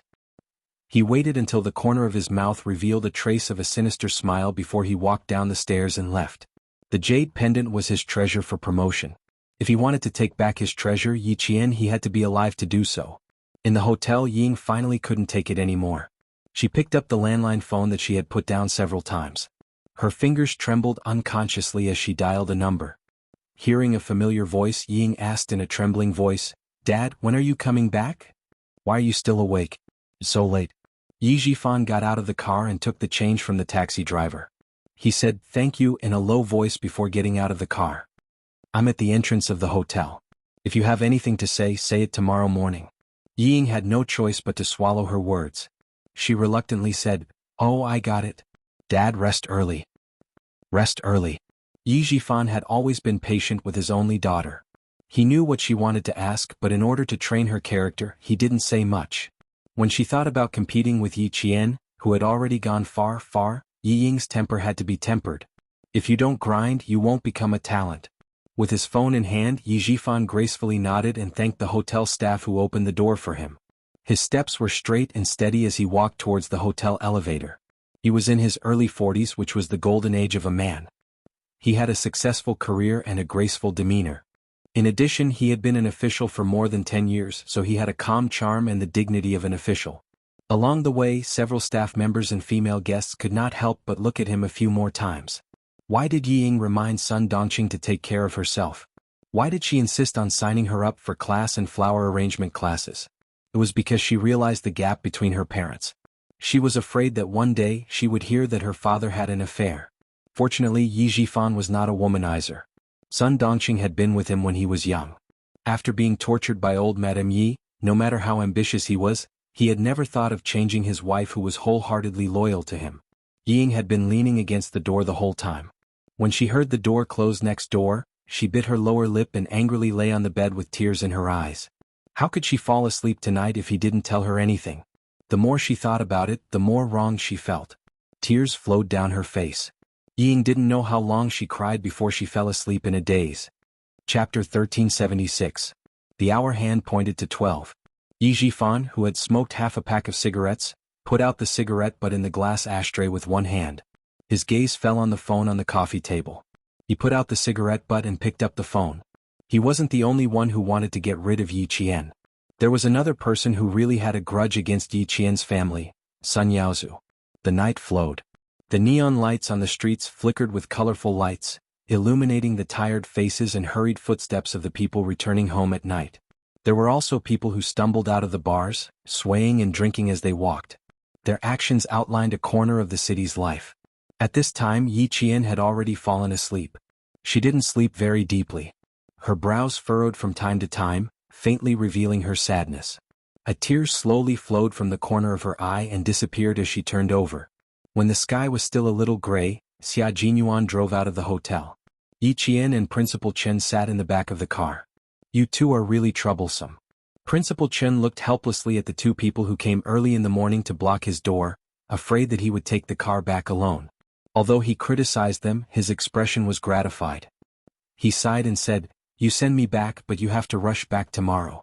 It's not easy to get a few days off. You should rest well." Yi Qian handed the breakfast he had prepared in advance to Principal Chen and smiled. "We're young so we don't get tired. You're the one who's really tired these days. I also want to go home. Don't chase me out of the car." "Uncle Chen, she's wanted to go home for a long time. When she goes to school, I'm afraid she won't be able to come back even once in a year or two. It's also possible that she won't be able to come back until 4 years later." Xia Jinyuan leaked the information to let Principal Chen know what to expect. They were both soldiers, so Principal Chen knew it was serious. Even his expression was serious. He immediately said to Yi Qian, "Don't worry about home. You can train outside without worry.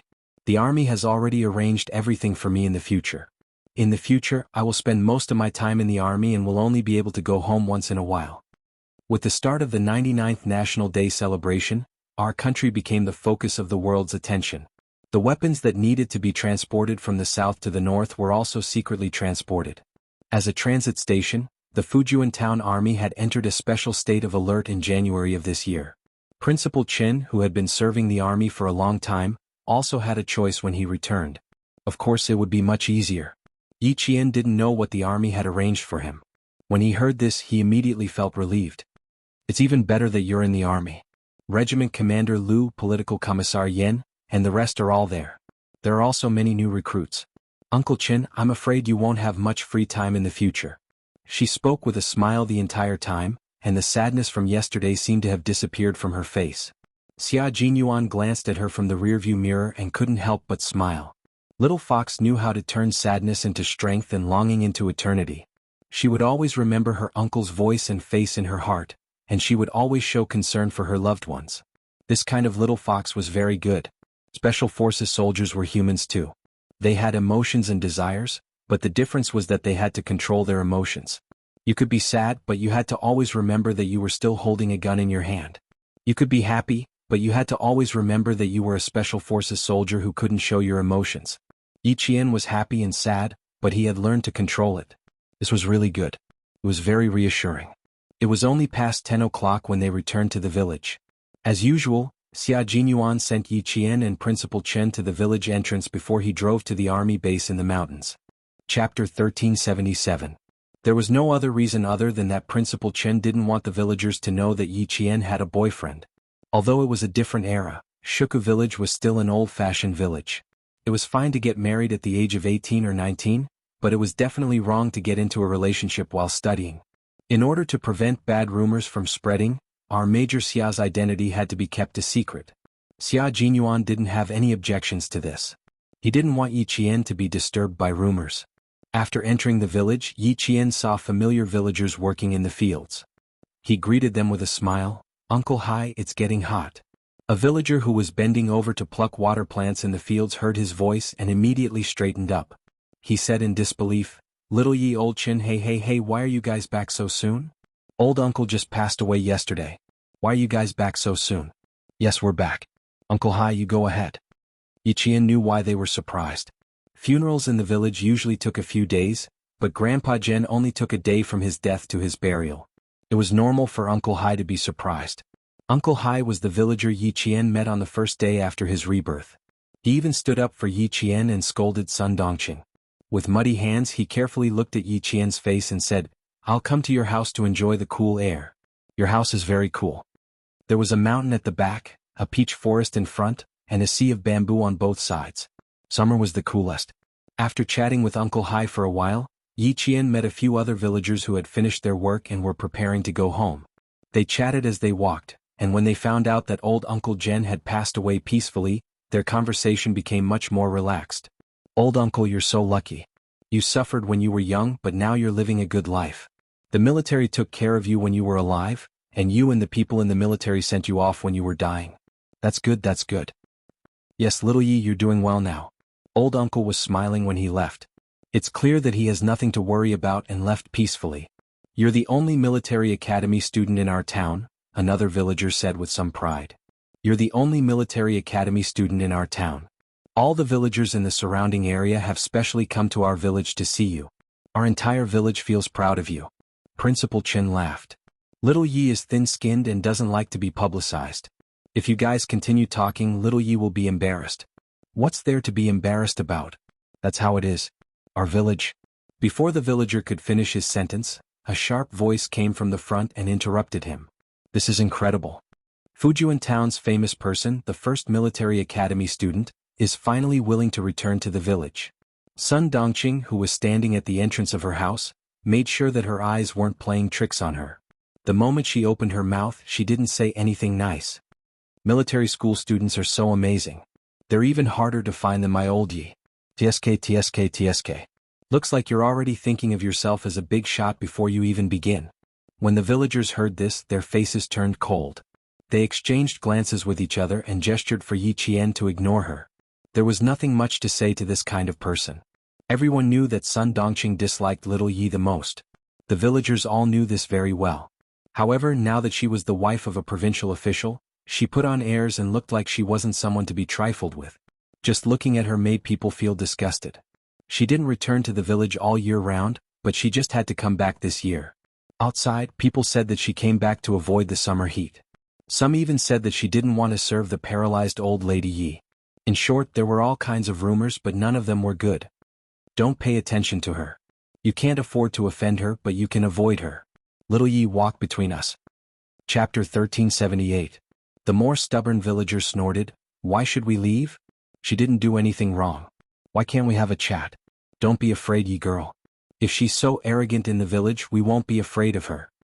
Normally, if there was a high-ranking official in the village, the villagers would respect him.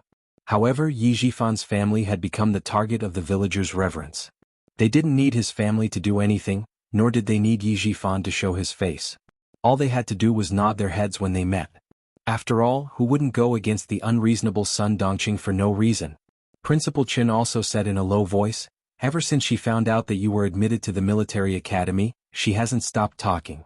The more you talk to her, the more energetic she gets." Old Qin is right. That's right. The more you talk to her, the more energetic she gets. Yi Qian didn't want to talk to her either. There was no need to quarrel with her. He smiled and talked to the villagers who were concerned about him, not even looking at Sun Dongqing. Seeing that no one was paying attention to her, Sun Dongqing was even more pleased. Did you see that? Seeing her was like a mouse seeing a cat. What military academy student, bah!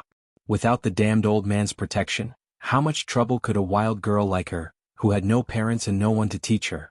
It was good that the damned old man died. It was a pity that he didn't die a few years earlier. Otherwise, that damned girl wouldn't have been able to cause any trouble. She raised her chin and continued her one-man show. Even if you get into the military academy, you won't be presentable. You're destined to be useless if you mix around with bumpkins every day. Things that aren't presentable will never be presentable. She thought that others weren't presentable, but she didn't know that the entire village thought so as well. After she finished speaking, she spat on the ground and laughed arrogantly. Damned girl, damned girl. Wait until Ying enters the capital government regiment.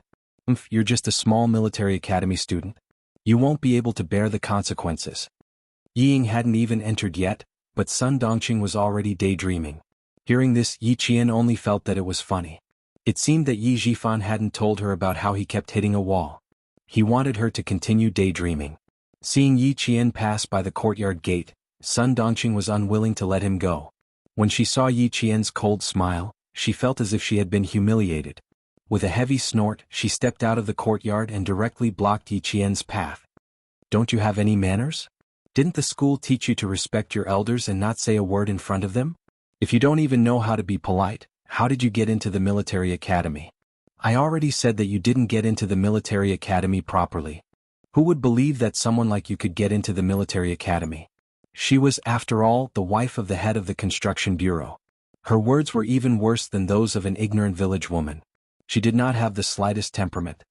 Sun Dongqing, how do you get into the military academy? Do you want your Ying to come out and explain? The villagers who had been advising Yi Qian to ignore them immediately retorted, that's not right. Your Ying can't say it. She didn't even take the college entrance exam. How would she know about the military academy? With just one sentence, Sun Dongqing was put on the spot. Her face alternated between green and white, which was very interesting. We're all from the same village. Do you think we don't know what happened to your family? Sun Dongqing, we know that you don't like Yi Qian. Yi Qian has already avoided you, but you still don't let it go. Don't blame us for standing up for her. Just because we don't talk about Yi Ying doesn't mean that we don't know. We don't talk about it because we're giving face to Yi Jifan. But you just have to find trouble and embarrass your family. Don't think that the villagers were really honest. They had gone overboard and each person said a sentence. It was enough to make Sun Dongqing angry for a while. Chapter 1379. How could Sun Dongqing tell anyone about Yi Ying's failure? She thought that if she kept it a secret, the villagers who lived far away from the provincial capital wouldn't know about it. Now that it was exposed, she pointed at Yi Qian and cursed, I knew you were a troublemaker, Damn you, why didn't you die with that old bastard? As soon as you came back you... Yi Qian didn't give her a chance to finish her sentence. She could tolerate it if someone insulted her, but she couldn't tolerate it if someone insulted Grandfather Zhen, who was respected by the entire army. No one saw how she moved. She was smiling just a moment ago, but now she was strangling Sun Dongqing's neck with one hand. Her expression was so cold that the men couldn't help but shiver. Sun Dongqing was the one who was most shocked. She did not even know how her neck was strangled by Yi Jian. Her eyes widened in shock as she clung tightly to Yi Jian's hands. Let go, oh let go, let go, let go. She couldn't even make a sound as she was forced against the wall by Yi Qian. Her back was pressed against the scorching wall. Sun Dongqing saw the hostility in Yi Qian's eyes. She struggled even harder in fear and panic. Who do you think you are? Yi Jian looked at her coldly. Every word that came out of her mouth seemed to be stained with blood. Her hostility was so heavy that it was like rusty iron. I didn't quarrel with you because you're nothing in my eyes. You're nothing and you think you're worthy of talking to me? You're asking for death. Yi Qian wanted to kill her, but he was still able to control himself. Otherwise he would have broken her neck with one move. The words, courting death, exploded above Sun Dongqing's head like a clap of thunder, causing her legs to tremble uncontrollably. She let out a muffled woo-woo sound from her throat, and even tears began to flow out of her eyes. The villagers were all shocked by Yi Qian's coldness.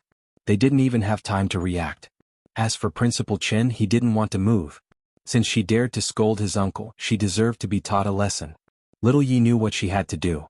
Yi Qian tightened his grip, and Sun Dongqing started to find it more and more difficult to breathe. Without a source of oxygen, she didn't even have the strength to struggle. Her hands eventually became powerless as she hammered Yi Qian's right arm. Her eyes faintly rolled upward. Yi Qian wanted to kill her. She would really kill her. Sun Dongqing, who had never been so close to death and had never experienced what it felt like to die from suffocation, was scared. She was so scared that despair showed on her face. She wanted to ask the villagers for help, but she realized that none of them were looking at her. They were all looking at Yi Qian. No one helped her, no one stood up to stop her. It was as if they all wanted her to be strangled to death. Despair overwhelmed her, and a stream of warm water flowed down from between her legs. Little Yi let go. The expressionless Principal Chen loosened his grip. She knows fear. The stunned villagers finally reacted. They all pulled Yi Qian's hand. Little Yi, that's enough, that's enough. She's just a cheap mouth. Just teach her a lesson. She's so scared that she's crying. Of course she knows fear. All right. As long as you've vented your anger, that's enough. No one went to help Sun Dongqing up. They were all men, so how could they help her? If they didn't help her properly, this woman might accuse them of molesting her. She deserved it, she really deserved it. The dead should be respected. She still dared to scold them like this. She should be taught a lesson. Chapter 1380. No one really thought that Yi Qian was wrong. Just like what Sun Dongqing said just now, if he had a son or a daughter at home, he would have already taken a weapon and smashed the door. At noon the sun was scorching hot, so hot that the cicadas on the trees were like withered leaves. They would occasionally chirp for a while before they stopped. Sun Dongqing, who was sitting by the wall of her yard, panted heavily. She did not even know when Yi Jian had left after escaping death. She was panting heavily. After being exposed to the sun for at least 10 minutes, Sun Dongqing, whose face was still pale, finally stood up with trembling legs. Before she could stand up straight, she fell back down and sat on the spot where she had spilled the yellow soup. She didn't care about being angry anymore, she just wanted to hurry back to her house and lock the door. Scared, she was scared, really scared. Yi Qian wanted to kill her, he really would have killed her just now. If it wasn't for Qin Dongfeng stopping him, she wouldn't have been able to get up and lie on the ground now. Sun Dongqing, who was so scared that tears came out of her eyes, finally crawled back to her house. She really didn't have the strength to stand up. Even if it was just a few steps, her knees were so weak that she couldn't exert any strength. At that time, Yi Qian was already sitting at the village head's house, eating a sumptuous lunch while chatting. He didn't mention anything about Uncle Zhen, only saying that she didn't return to the village because the school arranged for her to be in military training. After lunch, he chatted and laughed with the two elders in the village as he walked back to his house. After passing through the peach forest, he saw that the villagers were all sitting outside his house. Uncle Chen was still the most experienced. After lunch he hurried back. Otherwise he would have locked the villagers outside his house. Although the sun was in the afternoon, Yi Qian's house was indeed cool.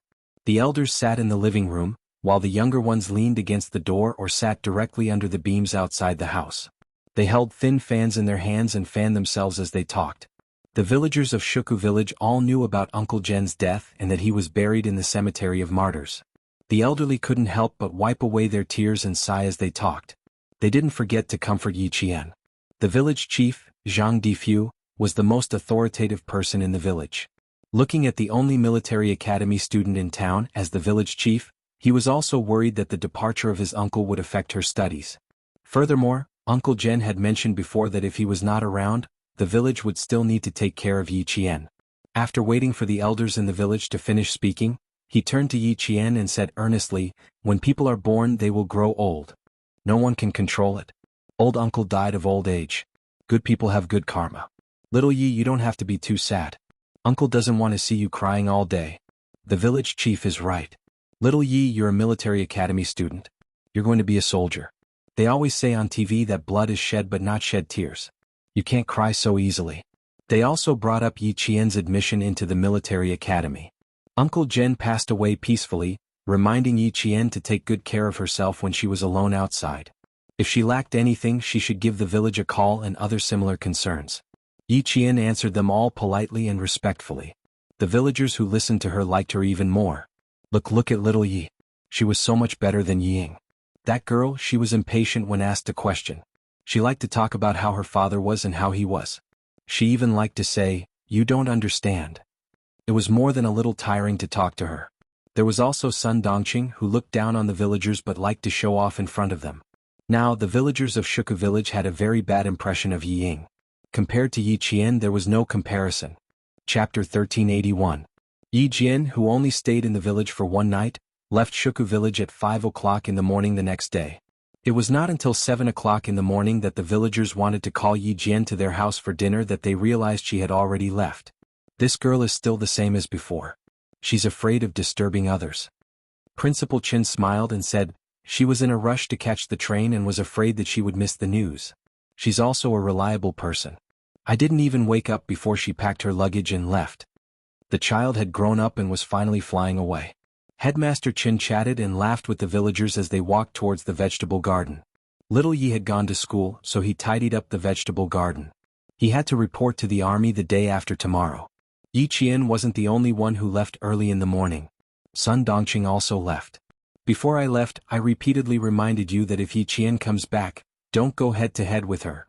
Yi Jifan, who had driven home early in the morning, scolded Sun Dongqing in a low voice after receiving a call from his wife. Look at you. She didn't even enter the house before you blocked her way. You even dared to scold Uncle General Sun Dongqing. Are you out of your mind? Yi Jifan didn't even enter the house. He immediately drove away after picking up Sun Dongqing. He couldn't afford to lose face like that. Sun Dongqing, who hadn't slept the entire night, was still battered and exhausted. Her hair was uncombed and her face was swollen. She covered her neck with dole marks and retorted, Yi Jifan, do you still have a conscience? I was almost killed by a silly girl. Instead of standing up for me, you scolded me. Are you a fucking man? Yi Qian had been ruthless yesterday, so her voice was hoarse when she spoke. Silly girl, Sun Dongqing, she wanted to kill you. Do you still think she's a silly girl? Yi Jifan really didn't want to bother with this stupid girl of his. She kept finding trouble for him all day long and never stopped. That's right. Yi Qian really wanted to kill her yesterday. Sun Dongqing felt a chill on her neck and hurriedly covered it with her hands. She looked a little scared. Yi Jifan became angrier when he saw this. She couldn't win against Yi Qian in terms of scolding and fighting, yet she dared to provoke him. Zhang Difu had called last night and said that the villagers of Shuku village would not dare to have anything to do with Director Yi in the future. They were afraid that Sun Dongqing would bully them to their ancestral grave. These words were extremely heavy. He was, after all, an official from Shuku village. If even the local people didn't recognize him, what kind of good reputation would he have if word got out? Who knew what kind of trouble they would stir up if they let their political opponents seize the opportunity? His career was going to be affected. Yi Jifan's eyes flashed with anger, and his voice became more ferocious. Do you think you can take advantage of her by scolding her? Sun Dongqing, do you want to send me out for investigation and have the provincial government dismiss me? Only then will you be satisfied. It would have been fine if you had the upper hand, but in the end, you were almost killed by her. I say, why didn't I really kill you? Yi Jifan was also very angry. He was still thinking of ways to get closer to the military officers who attended old Uncle Jen's funeral yesterday, but she blocked all his paths with one sentence. Once Yi Qian and Chen Dongfeng told platoon leader Lu and political commissar Yan about this, sending their daughter to the Beijing political regiment? There was no hope for her to even enter the local army. Her husband didn't help her and even cursed her for not being killed. Sun Dongqing had always been able to hold her head high in front of Yi Jifan. When she heard what he said, it was like an erupting volcano. She immediately cursed in a hoarse voice in the car. Good. You finally spoke the truth. Chapter 1382. You want to kill me? Fine, kill me now. Yi Qian doesn't have to do it himself. I'll invite you to do it. Please kill me. Yi Jifan was so angry that his temples were bulging. He stopped the car by the roadside and shouted, "If I could kill you, I would fucking kill you right now, you idiot who ruined our daughter's future." What do you mean? As long as Yi Ying was involved, Sun Dongqing immediately grasped the main point. She stopped making a fuss and stared at her husband with disheveled hair. What do you mean? What does me scolding Yi Qian have to do with Ying Ying's future? Yi Jifan, who had been having a hard time in the past few days, rolled down the car window in annoyance. He lit a cigarette for himself and took a deep puff. Yi Jian attended Uncle Jen's funeral wearing a military uniform and a military rank. Isn't she a military academy student? What's so great about wearing a military uniform? Before her husband could finish, Sun Dongqing pouted and said, "Our Ying can wear a military uniform even if she joins the Beijing government regiment." Last night's lesson was still effective. Subconsciously, Sun Dongqing didn't dare to call her wretched girl anymore. So what if I scolded her? She deserved it. Sun Dongqing didn't know what trouble she had caused for Yi Jifan. When she mentioned Yi Qian, she didn't even realize that her anger had weakened. Stop trying to scare me. Yi Jifan saw that she still hadn't reacted. He was so angry that he sneered. I'm trying to scare you? Sun Dongqing, let me tell you. Yi Qian is now a military officer with a military rank. She's not a military academy student. 2 days ago, she met the soldiers as Uncle Jen's granddaughter. Do you know who these soldiers are? The leaders of the military academy came. The leaders of the military district came. There was even a lieutenant general. They all came. They all came to attend Uncle Jen's funeral. All of them knew Yi Qian. Yi Qian knew all of them.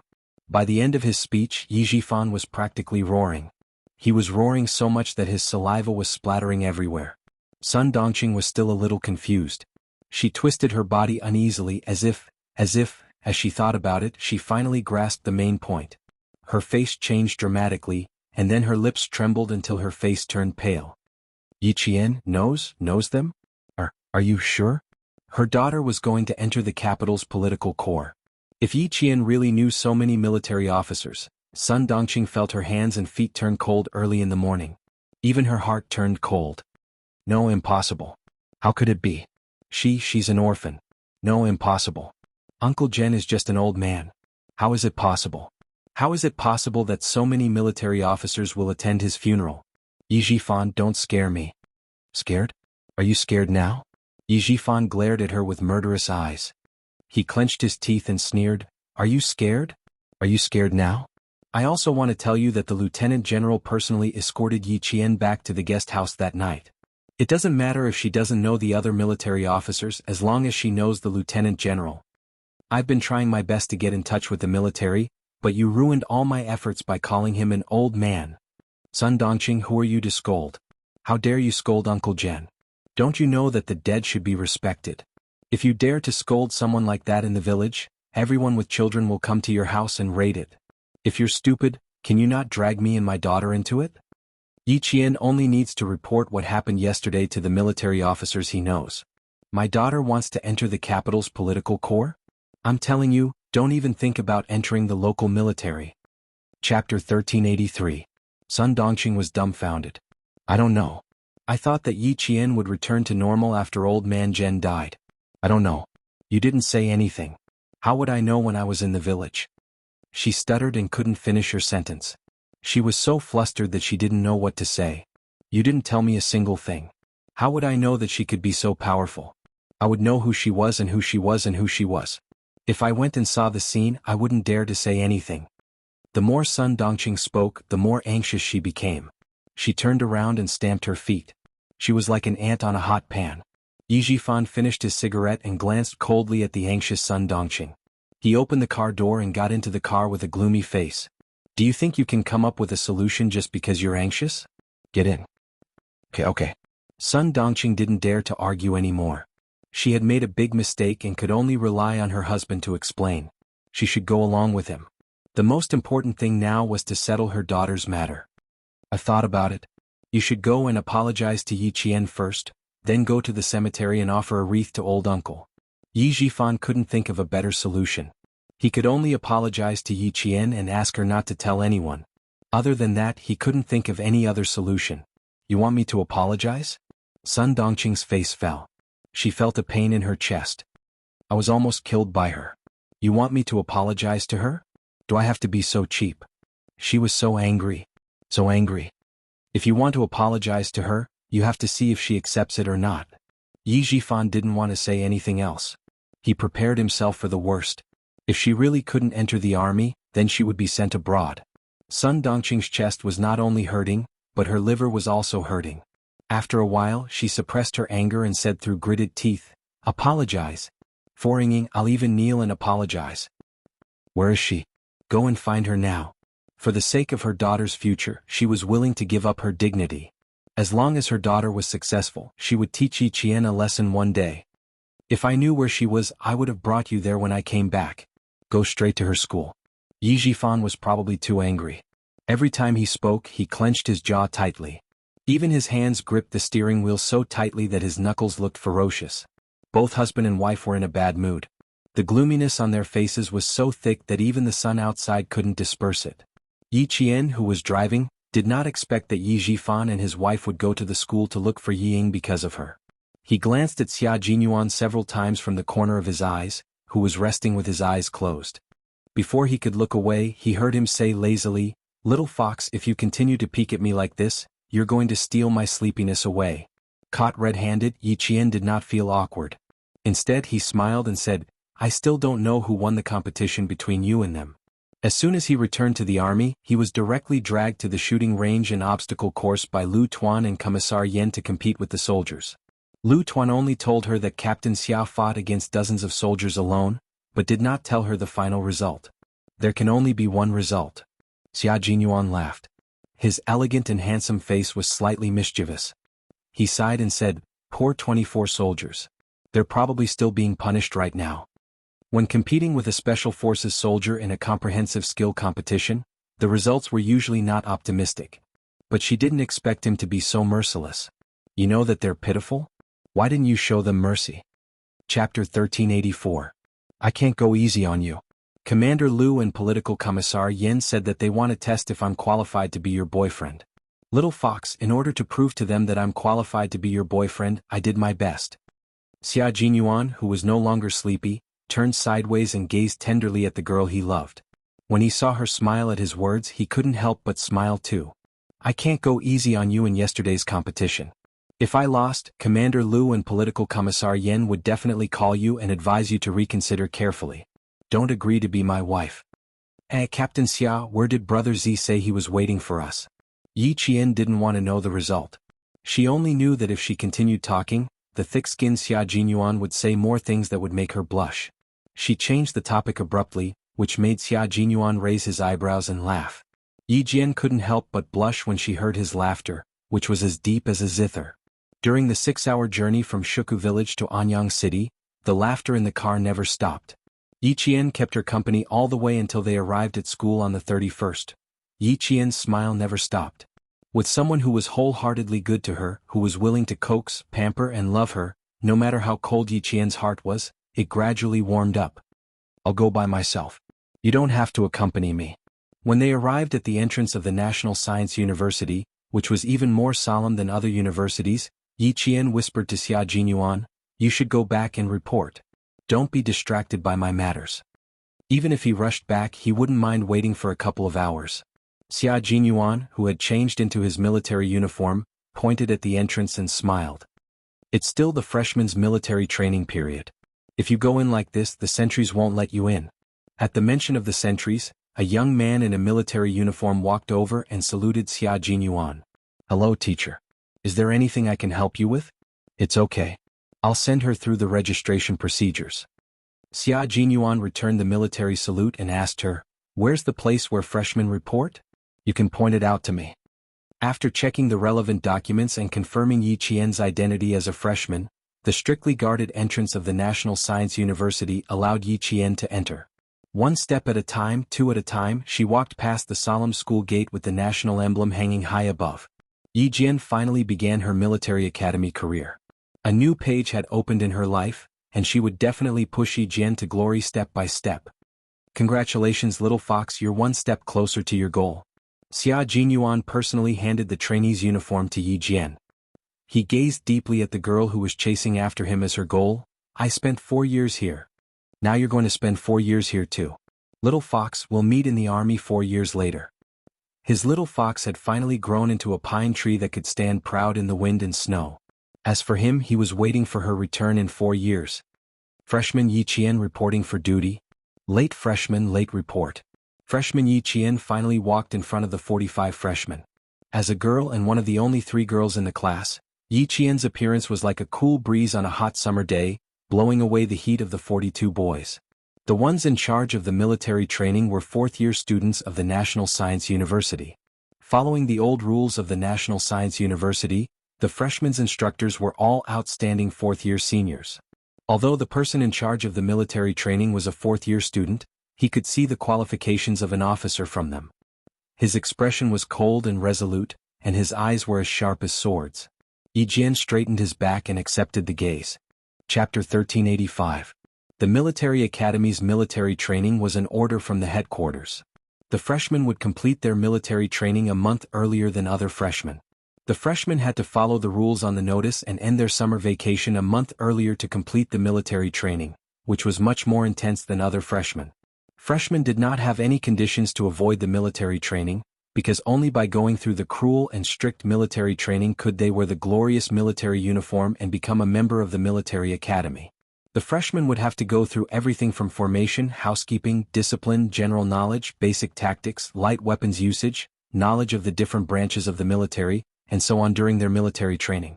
All freshmen were required to complete their transformation from local youths to qualified soldiers as soon as possible, to adapt to military life in advance, to abide by all rules and regulations, and to obey orders unconditionally.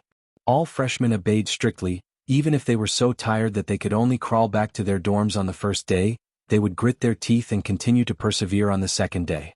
Some people could not take it anymore and proposed to drop out in a fit of anger. That day they were summoned by the political instructor for a talk, but the next day they could be seen on the training field again. Since you chose to apply for the military academy, you should know that this is not a place where you can come and go as you please. No one wants to be special, and no one can escape the orders of the headquarters. No matter how good your college entrance exam results are, you will not be special here. Persevere is your only choice. No one wanted to be special, no one could escape from military training then. This freshman Yi Qian who had suddenly appeared before them, why didn't she come to participate in the military training earlier?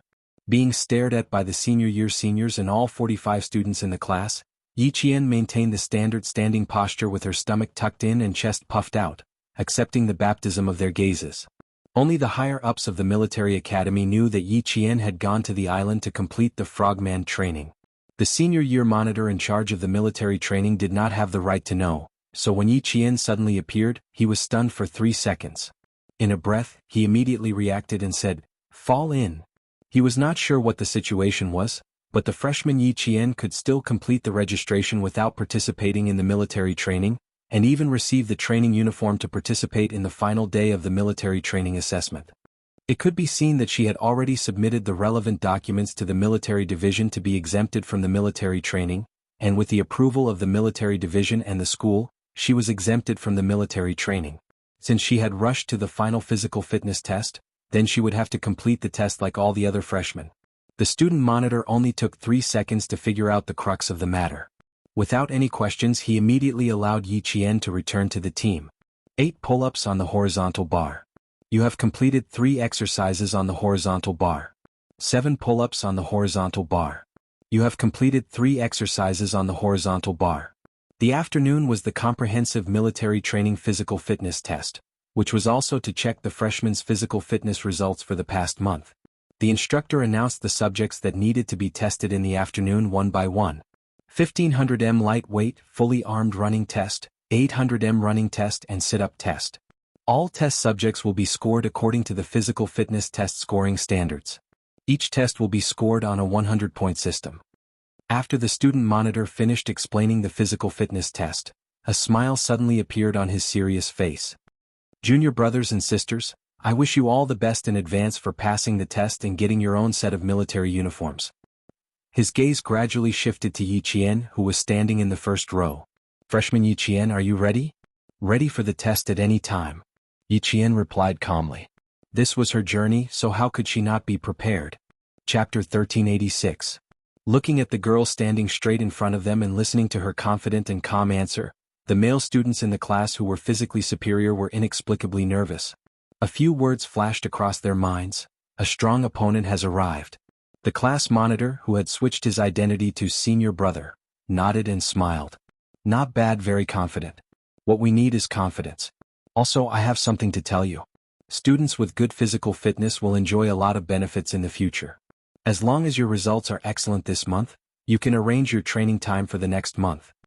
Pointing at himself, the senior brother boasted immodestly, for example, I can arrange my own training time for 4 months a year. Every time I go back to the dorm and see them tired like a cow, I go to the lab refreshed. So proud. In other words, the senior brother class monitor in front of them was not only a top student, he was also a top student in physical fitness. In the military academy, physical fitness and studies are equally important. They are both called second lives by us military academy students. Sometimes they are even more important than studies. Especially the physical fitness assessment that has a mini exam every week and a major exam every month. You guys have to be mentally prepared.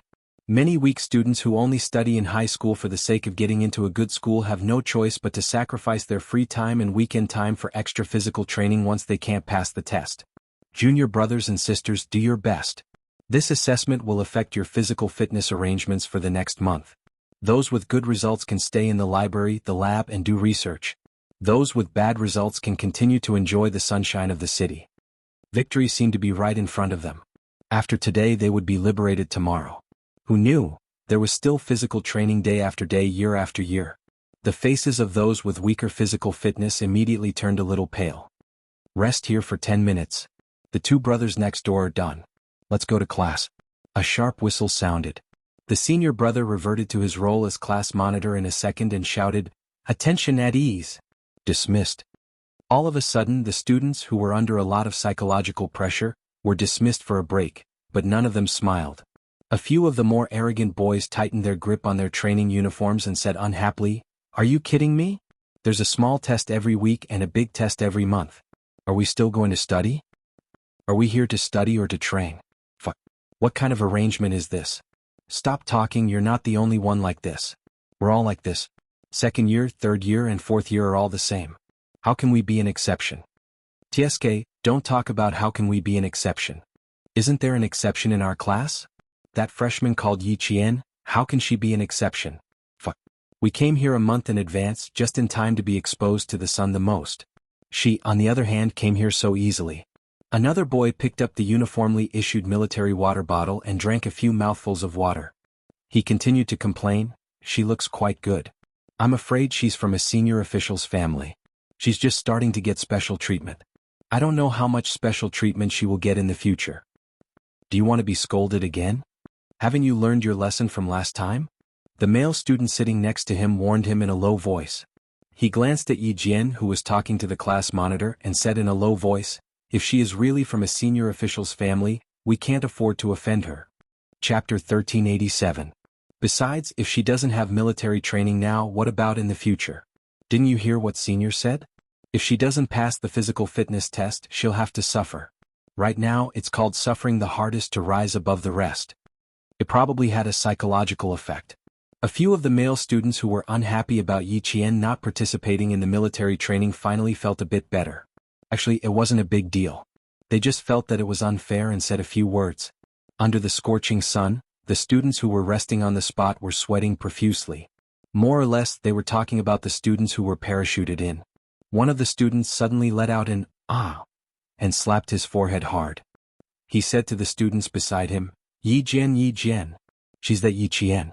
The national top scorer Yi Qian. Those who were able to get into the National University of Science and Technology were all students with good overall grades. With this mention, a few people immediately reacted, yes, yes, yes, it's that Yi Qian. Her score is shockingly high. Oh my god, so she also got into our school. Once the conversation started, almost all of it revolved around Yi Qian. The student monitor was explaining the morning's test subjects to Yi Qian. Student, since you're here, you can make up for the morning's test subjects. You can report with me later. After the afternoon's test, you can make up for the morning's test. Push-ups, standing long jump, 10m x 4m run, sit-ups, squats. Yi Qian's focus was not on these subjects, but on the brackets behind each subject. In the brackets, there was the word unlimited. Excuse me, I want to know what unlimited means. She wasn't worried that she wouldn't be able to pass the simple tests and the tests with additional conditions. She just wanted to understand the rules in detail. The class monitor explained while crying, it means there's no time limit. Let's see where your limit is. If you do the most, the better your physical performance, the higher your score will be. The highest score can't be higher than 100 points. Yi Qian joked without any psychological burden. The senior year class monitor said seriously, we can add a 100 plus to it to represent excellence. Then there was no problem. Yi Qian smiled slightly and pointed at the earliest test, the 5 kilometers cross-country run. Then I'll leave this for tonight. Can we arrange it tonight? Her sudden appearance directly caused some students to be dissatisfied. In a military school that emphasized strength, Yi Qian didn't mind using her strength to tell the students that she didn't come because she didn't want to come, nor was it because she wanted to avoid military training. He glanced at the male students who were drinking water and said with a smile, let's finish the test in one day.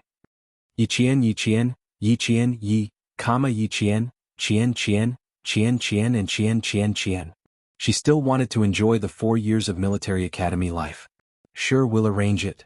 Since the freshmen were on the stage, the senior class monitor was also relaxed. He maintained a serious expression and reminded Yi Jian, you'll be the last one to go up later. Let's see how they test. Aren't we taking the test together? Yi Qian narrowed her eyes slightly and had an idea. It's a bit late to be the last one. How about this, I'll go finish the afternoon test first, then rush back to finish the morning test. How about that? There were students who took the initiative to take the test, but most of them were students with excellent physical fitness during military training. It was the first time a senior year class monitor encountered a freshman like Yi Qian who took the initiative to take the test as soon as she came in. Chapter 1388. The class leader didn't immediately agree to Yi Qian's request. She pondered for a moment before saying, I need to report first. You can rest here first. Class 3's class leader, come here for a moment. A loud male voice sounded. The head instructor in charge of the freshmen strode over. Bring your class's freshman, Yi Qian, to the number 1 training field, quick. Yi Qian was standing beside the class leader. When he heard this, he saluted the head instructor and reported, Freshman Yi Qian reporting. You. The head instructor glanced over when he received the order from the General Affairs Department. Yi Qian? His voice was quite imposing, but he was a bit skinny. The head instructor seemed to want to say something, but after a slight pause he said, okay, go to the number 1 training field and complete the test with class 6 students. Then rush back to complete the afternoon test. Yi Qian didn't even need to say anything. The school immediately arranged for her to finish the test as soon as possible. After speaking to Yi Qian, he said to the class leader, call a few students over to record their scores. Class 6 students are currently taking their own test. She needs a scorer. Yes. The class leader turned around and called out names. You guys follow the head instructor. The boys who were called out stiffened. They were just saying that the freshmen didn't come to military training because the governor's family was giving them special treatment. In the end, they were taken away by the head instructor. When they stood up, their faces were a bit gloomy. When they left with the head instructor, the rest of the students were a bit surprised. The class leader explained, Yi Qian will finish our morning test and come back later for the afternoon test. No way. After finishing our morning test, she'll immediately start the afternoon test. I only knew her grades were good, but I didn't know she could do this. She still has to take the test regardless. The 4th year class leader's expression changed instantly. His entire face turned cold. He shouted at the students who still had 5 minutes of rest time, you guys are still discussing other people's grades. Looks like you guys are quite energetic. Everyone stand up. None of the students dared to say a word. They all got up and stood up. Since you guys are so energetic, stand at attention for half an hour. He didn't do anything else but make them stand in a military posture. Senior brother class monitor was really ruthless. Don't move your hands. Keep your head straight. Keep your feet together. Open your eyes wide and look straight ahead. Standing in a military posture was also known as the military posture. It was the first lesson for every soldier when they stepped into the military camp. It was the same for the military academy students. It could be said that the military uniform was the mother of all military movements, and the meaning behind it was also quite deep. Yi Qian had been training for more than 5 years, so she had to stand at attention for at least 2 hours a day. Once she stood there, her military posture and appearance were miles ahead of the male students standing behind her. The male students couldn't tell the difference between her and them, but the chief instructor could tell at a glance. He nodded discreetly and signaled for Yi Qian to begin the test. In the General Affairs office, Xia Jinyuan was talking to the former head teacher. It's good to let her finish the test with the rest of the class today. The students nowadays are not as honest as we used to be. They all have their own ideas. She didn't come to participate in the military training. Her sudden appearance will bring criticism. You once taught us that strength is always the most powerful form of resistance. Let her use her strength to resist the attacks of criticism. The head of General Affairs looked at the most outstanding student under him, who had graduated nearly 5 years ago. He laughed and said, "Oh, you're still the same as before. You haven't changed at all." "That's right. Back then, you used this method to repay the students who criticized you." Chapter 1389. The school leaders have told me about Yi Qian's situation, so they know how special she is. We were thinking of letting her report to class tomorrow, but we didn't consider whether the other students would have any opinions. That's good too. She can use her strength to resist the attacks of criticism. After the other students see it, they won't talk about it anymore. This was the effect Xia Jinyuan wanted. He didn't want Yi Qian to be criticized at the beginning of her 4-year military academy career. It was better for her to stand out and use her strength to stifle all the criticism.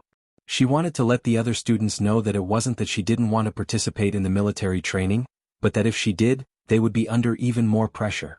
In the military academy, physical fitness was a student's second life. Strength spoke louder than words, and his little fox had no problems. He smiled and nodded. A new life, a new semester needs a new beginning. No one is special, and no one can casually criticize their classmates. They are classmates in class, and they are comrades outside of school. Criticism and conflict. These are not good problems that should exist in military academy students. The seemingly elegant Xia Jinyuan was definitely ruthless in his management of the military. Otherwise, the members of the Snowfield Brigade wouldn't have accepted him as their commander so quickly. The General Affairs Director agreed with him. The topic shifted from Yi Jian to Xia Jinyuan. He pointed at Xia Jinyuan's unchanged military rank and said, "It's time for you to be promoted. Why are you still a major? At the very least you should be a lieutenant colonel." "My military rank won't be promoted, but my salary will be," Xia Jinyuan replied humorously in a different way. "I'm pragmatic and I'm more interested in a salary increase. I just want to save enough money to marry a wife." This answer was very Xia Jinyuan. The Director of General Affairs laughed even louder. "Oh, I've taught so many students, but you left the deepest impression on me. Last time, the Lieutenant General joked that Xia Jinyuan made me so angry that I had to be hospitalized many times in the 4 years he was in school. I said, if not 5 times, it was at least 3 times. I was mainly angry that I couldn't even teach a student a lesson." The General Affairs Director was both emotional and gratified at the mention of the interesting things that happened in the past. Time really flies. In the blink of an eye, all of you are walking towards your posts and becoming outstanding soldiers who are useful to the country. There are many influential people in your batch. Xia Jinyuan smiled. His cohort had many influential figures, but when it came to Little Fox's cohort, his thin lips curled up a little. Counting the influential figures, there was no need to wait until today. This was the era of the Little Fox. That was how he was so confident in himself. Looking at the time, it had already been half an hour since the new head instructor had left. He was certain that the Little Fox was using its strength to resist all criticism. "You guys, come over and take a look at her movements, speed control and breathing adjustment. This is called a standard teaching template." The new student, Yi Qian, went up to the stage and completed 2 tests. The chief instructor's eyes were all on her. This girl was amazing. She raised both her feet and placed them on the round bar 30 centimeters above the ground. Her hands were on the ground as she quickly completed 50 push-ups. This kind of push-ups was much more difficult than placing both feet flat on the ground. Every time she raised her feet, she had to maintain a certain angle at the waist. When the new students first completed this exercise, the new students who were not flexible enough all cried out in pain. Their faces were flushed and the veins on their foreheads were protruding.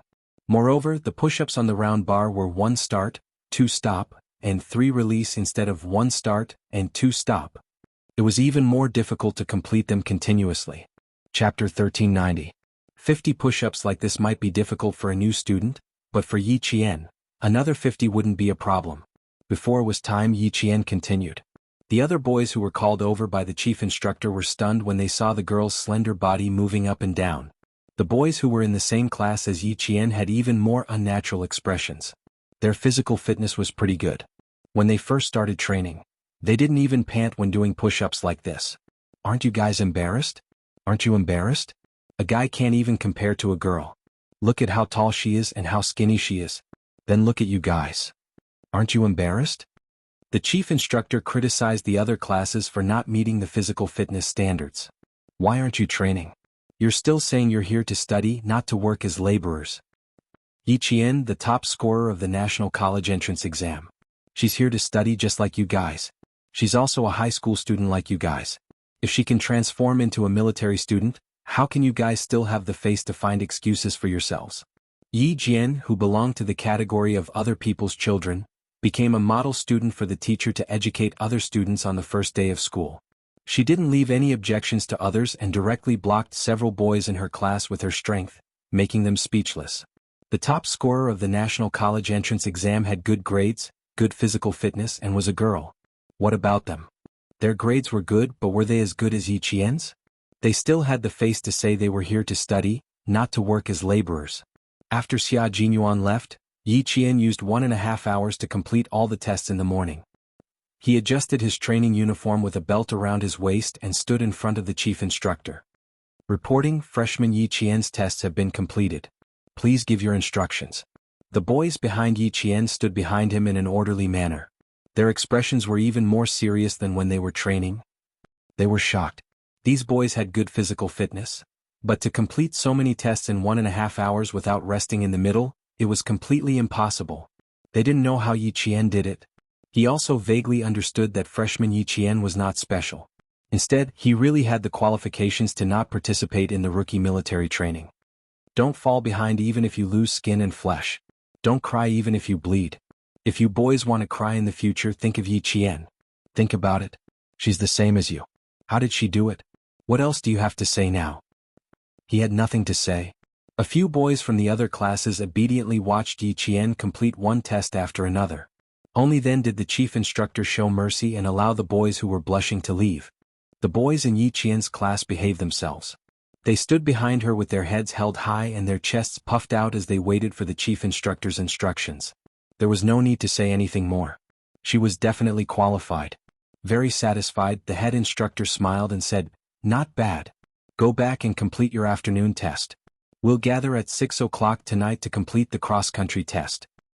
Yes. Yi Qian, who had already transformed into a soldier, replied swiftly. He unconditionally obeyed orders and completed the orders of his superiors. Grandpa Zhen, Uncle Qin, Captain Xia, and all the soldiers in the military were all like this. She was no exception. The boys in the class wiped their palms with sweat. On their way back, they stole glances at Yi Qian from time to time.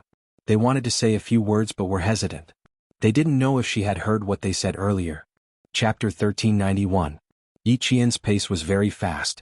After a few steps, she saw the 4 youthful faces behind her. She couldn't help but laugh.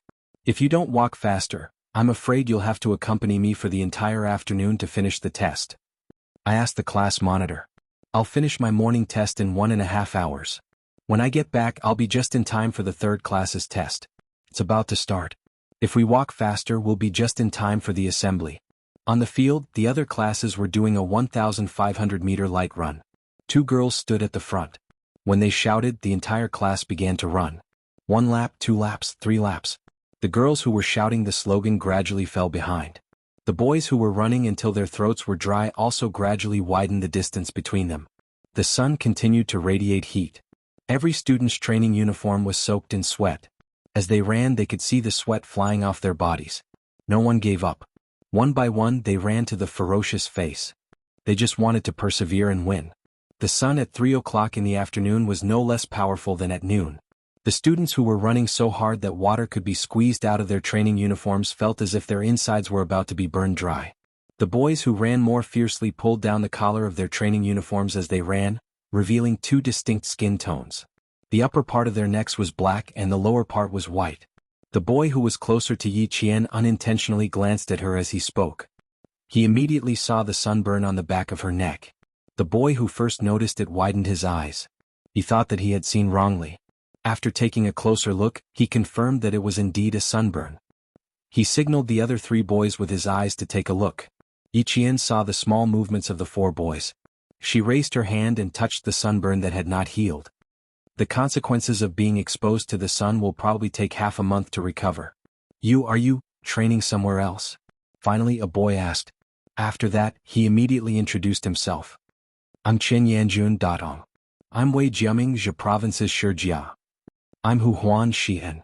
I'm Gu Jinglin Dalian. After the introductions, the unfamiliar feeling of distance seemed to shorten. Yi Qian said, I'm Yi Qian from Nan Province. Nice to meet you. We all know you, the National College Entrance Examination top scorer. I've seen your name on the newspaper a long time ago, but I didn't know that you were actually classmates with us and even in the same class. That's right. I really didn't expect that you would also want to apply for the military academy. They easily changed the topic until they reached the gathering point for Class 3. The 4 boys didn't ask Yi Qian if he was training somewhere else. Yi Qian didn't want to answer, but he didn't want to lie to his classmates either. The best way was to change the topic. The 5 of them returned to the team and listened to the class leader's instructions. One by one, they completed the 3rd practice of the horizontal bar and passed the 3rd practice of the parallel bar. The 4th practice of the single machine consisted of pull-ups, somersaulting onto the bar, and stepping over the bar with 1 foot. At the same time, one had to complete a certain number of pull-ups on the horizontal bar to qualify. The 4 students took turns to take the test, and the atmosphere became tense and serious. A month of military training was all for today's test. In the beginning, it didn't matter if he passed or not. Today, as long as his bones weren't broken, he had to grit his teeth and complete it. Yi Qian, go. The student in charge of keeping score and counting called out Yi Qian's name. In an instant, Yi Qian, who was holding the horizontal bar with 1 hand, became the focus of the class again. Chapter 1392. Chen Yanjun, who was standing at the back, whispered to the students next to him, just now we were pulled over to record Yi Qian. She scared us to death. She even shocked the chief instructor the moment she went up. You guys don't know, but the 4 of us were so embarrassed that we wanted to collapse on the field. We were so embarrassed. That can't be. The 4 of you are at the top of the class. How can she be better than you guys? Hu Huan sighed. There's always someone better than you. There's always someone better than you. Yi Qian is like an outsider to me. One after another, the students still didn't believe them. Are you guys trying to scare me? Why would we scare you? Before I saw Yi Qian, I also thought that my stamina was pretty good. But after seeing her, I can't compare. She can easily complete 72 push-ups on the round bars. Her shoulders are level, and her waist and feet are at a 15-degree angle. The chief instructor said that she's the standard teaching model. Seeing the students' disbelief, Chen Yanjun added, what I said doesn't count. You'll know if I'm telling the truth when you see it for yourself. Yi Qian, who was in front, completed a pull-up on the horizontal bar. Then she flipped and flipped onto the bar.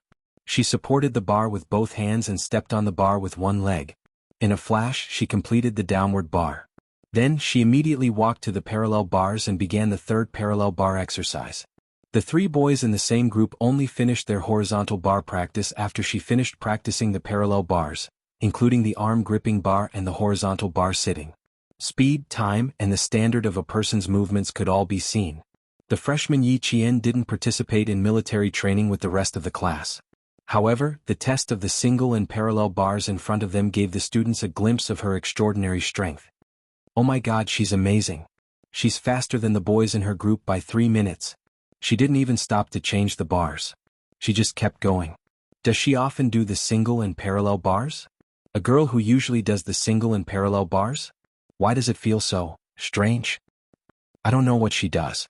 I only know that she's first in both the single and parallel bars. Wei Jiaming, who had already seen it, clicked his tongue and said with difficulty, she's not only good at the single and parallel bars. She's good at everything else. There's so much pressure. Is there going to be an all-round female soldier in our class? The 1,500-meter lightweight test, the fully equipped test, the 800-meter test, the sit-up test. From 3 in the afternoon to 6 in the evening, after 3 hours of testing, all the freshmen were so tired that their legs were trembling while standing. Sir, I feel like vomiting. Sir, Lu Yang has suffered heat stroke. Reporting. The students who had persevered until the end due to their physical discomfort no longer forced themselves to continue.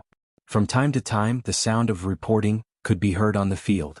Even though the 2 girls from Yi Qian's class 3 had completed all the tests, they were so tired that they did not even have the strength to sit down on their own. They had to be supported by 2 boys as they slowly bent over and sat down on the hot field to rest. The students who were not feeling well were given a temporary break.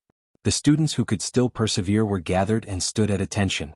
In the past, they were students who did not care about the outside world and only knew how to bury their heads in their studies.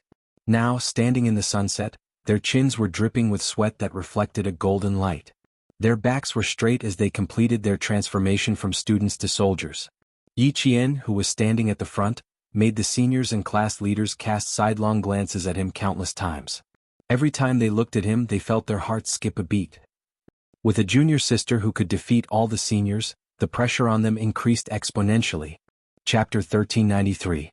The 4th-year senior class monitor was under a lot of psychological pressure, but the students of class 3 were even more stressed. He was already a 4th-year student, but they still had to spend 4 years with Yi Qian.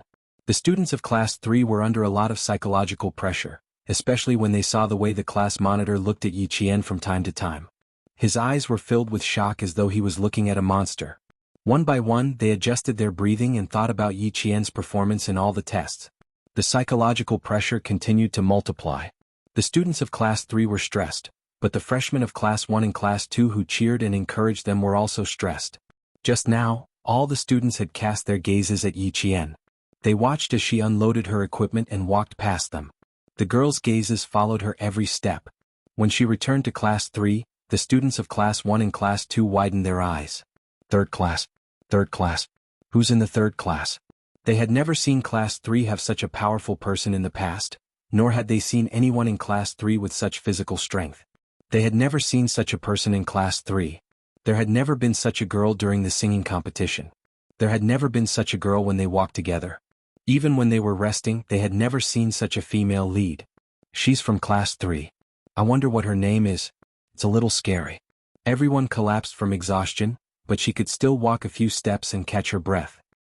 I feel so relaxed. I'm not tired at all. When she took the equipment from me and left, I thought she was another girl who was ready to collapse at any moment. Who knew? She's so powerful. I never expected her. Why didn't I realize there was such a girl in class 3?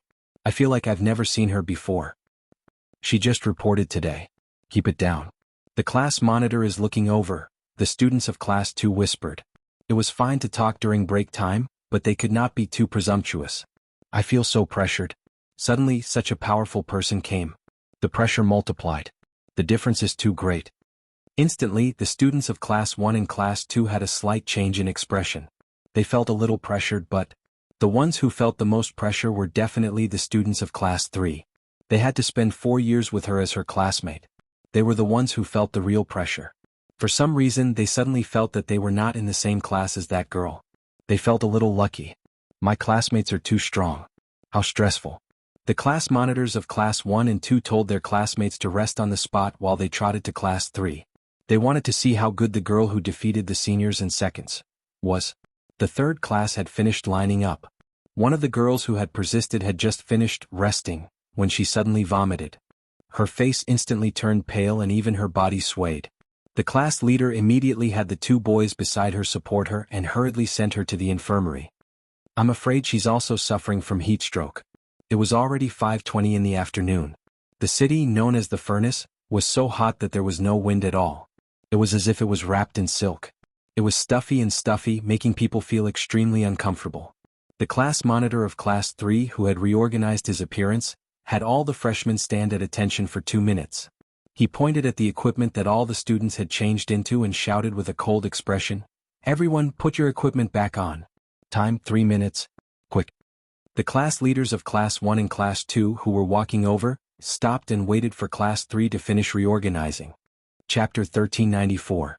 The 1500m fully equipped race referred to a combat vest, a backpack, a helmet, a simulator gun, a simulator magazine, and other equipment.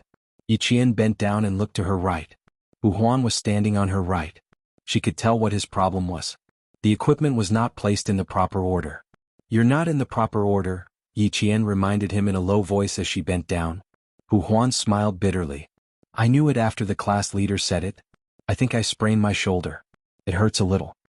As he spoke, he quickly put on his equipment. His sprained shoulder was quite serious. Yiqian could hear him gasping.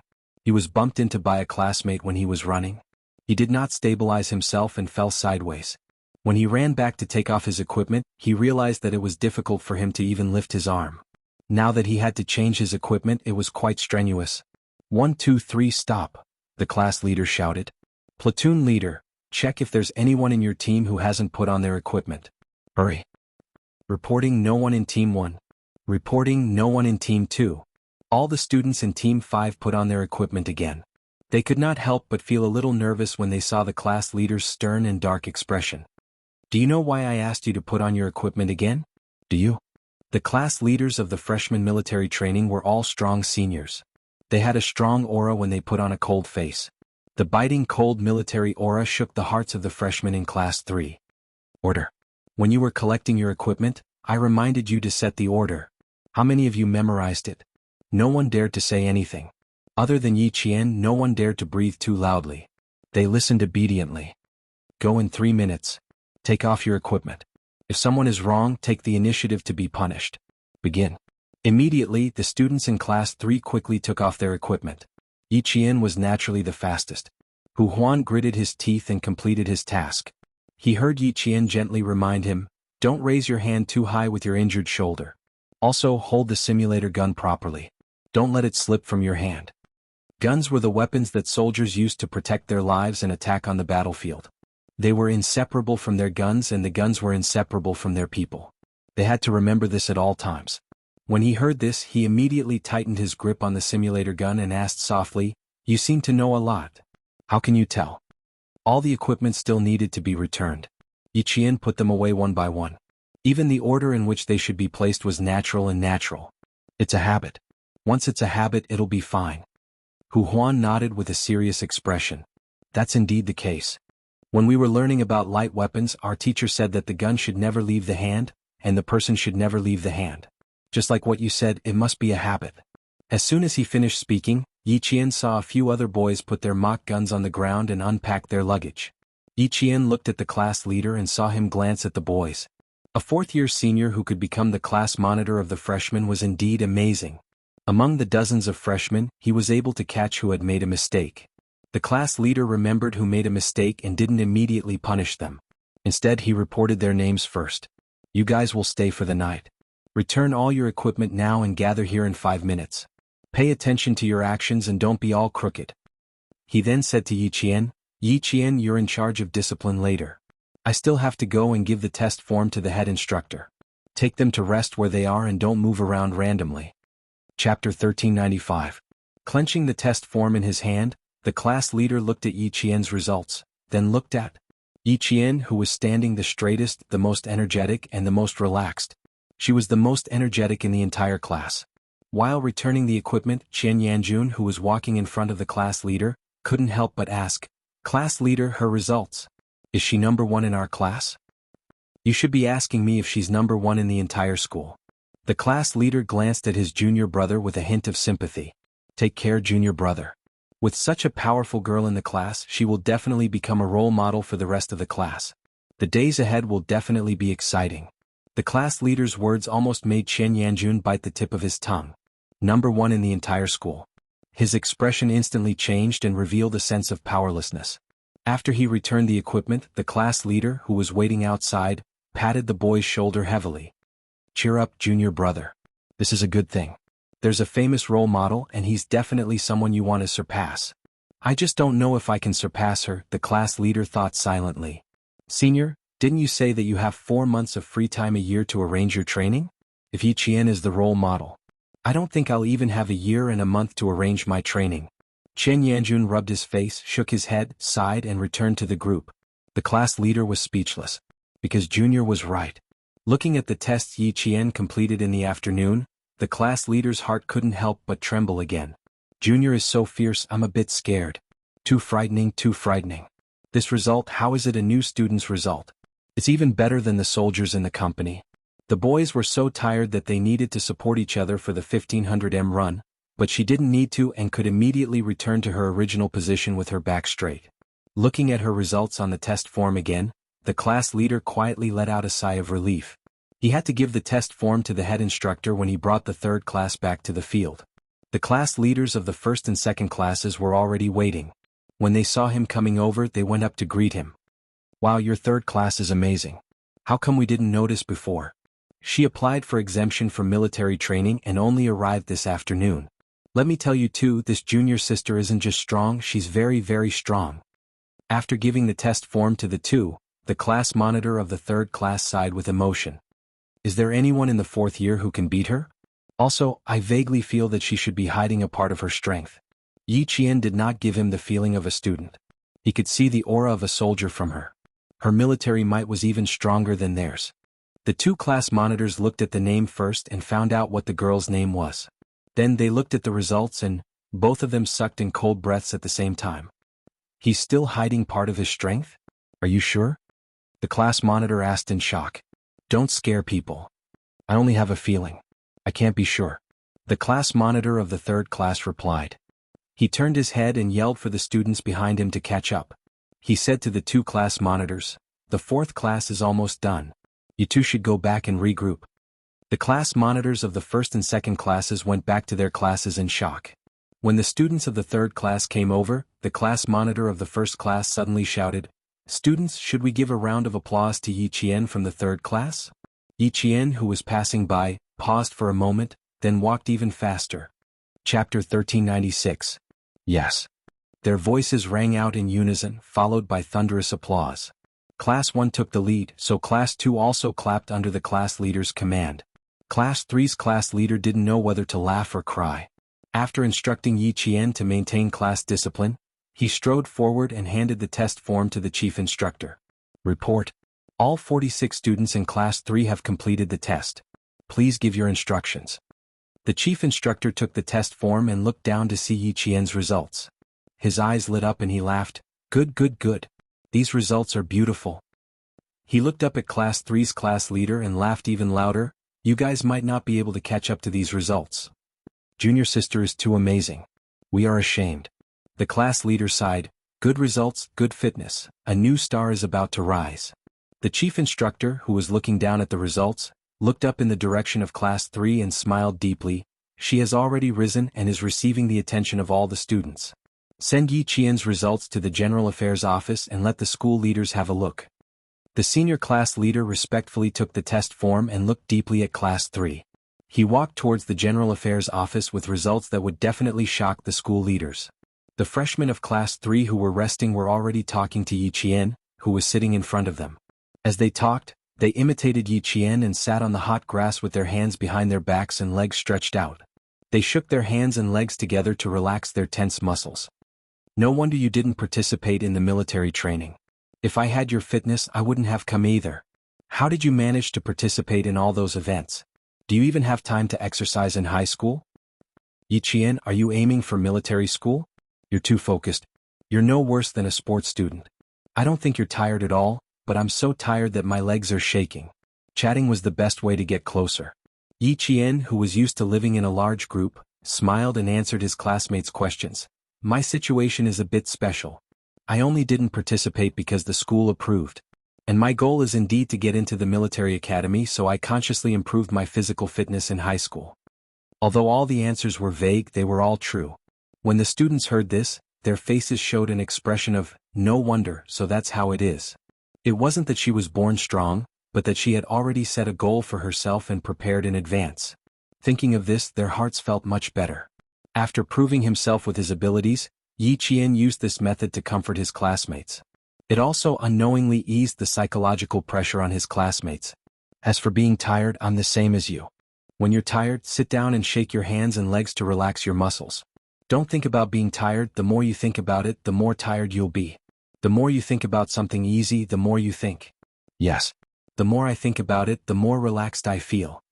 Yi Qian raised his eyebrows and replied with a smile. He stared at Hu Huan with his dark eyes and said, "It's the same principle as drawing plums to quench one's thirst. Our bodies can be tired, but we can't let our minds feel tired." The boy who finished second in the 1500m fully geared also smiled and said, "Yi Qian is right. I often do that too." This boy's physical fitness was quite good. When he opened his mouth, he immediately drew the attention of many of his classmates. Yi Qian gently exhaled. If they asked too many questions, it would be hard for her to answer. If they asked too much, then it would be even harder to answer. It would also divert their attention. Chapter 1397. The boy who changed the topic for Yi Jian had a handsome face. When he spoke to his classmates, he looked calm and confident without a trace of awkwardness. He smiled and answered his classmates' questions. "I don't have any special tricks. I've told you guys before. After the evening self-study session, go to the field for a run, pull the bars and do push-ups. Sometimes, if you can't solve a problem, you might as well go out for a run to relax and come back to continue." You're the same as Yi Qian. You started to exercise in high school. We didn't have time at that time.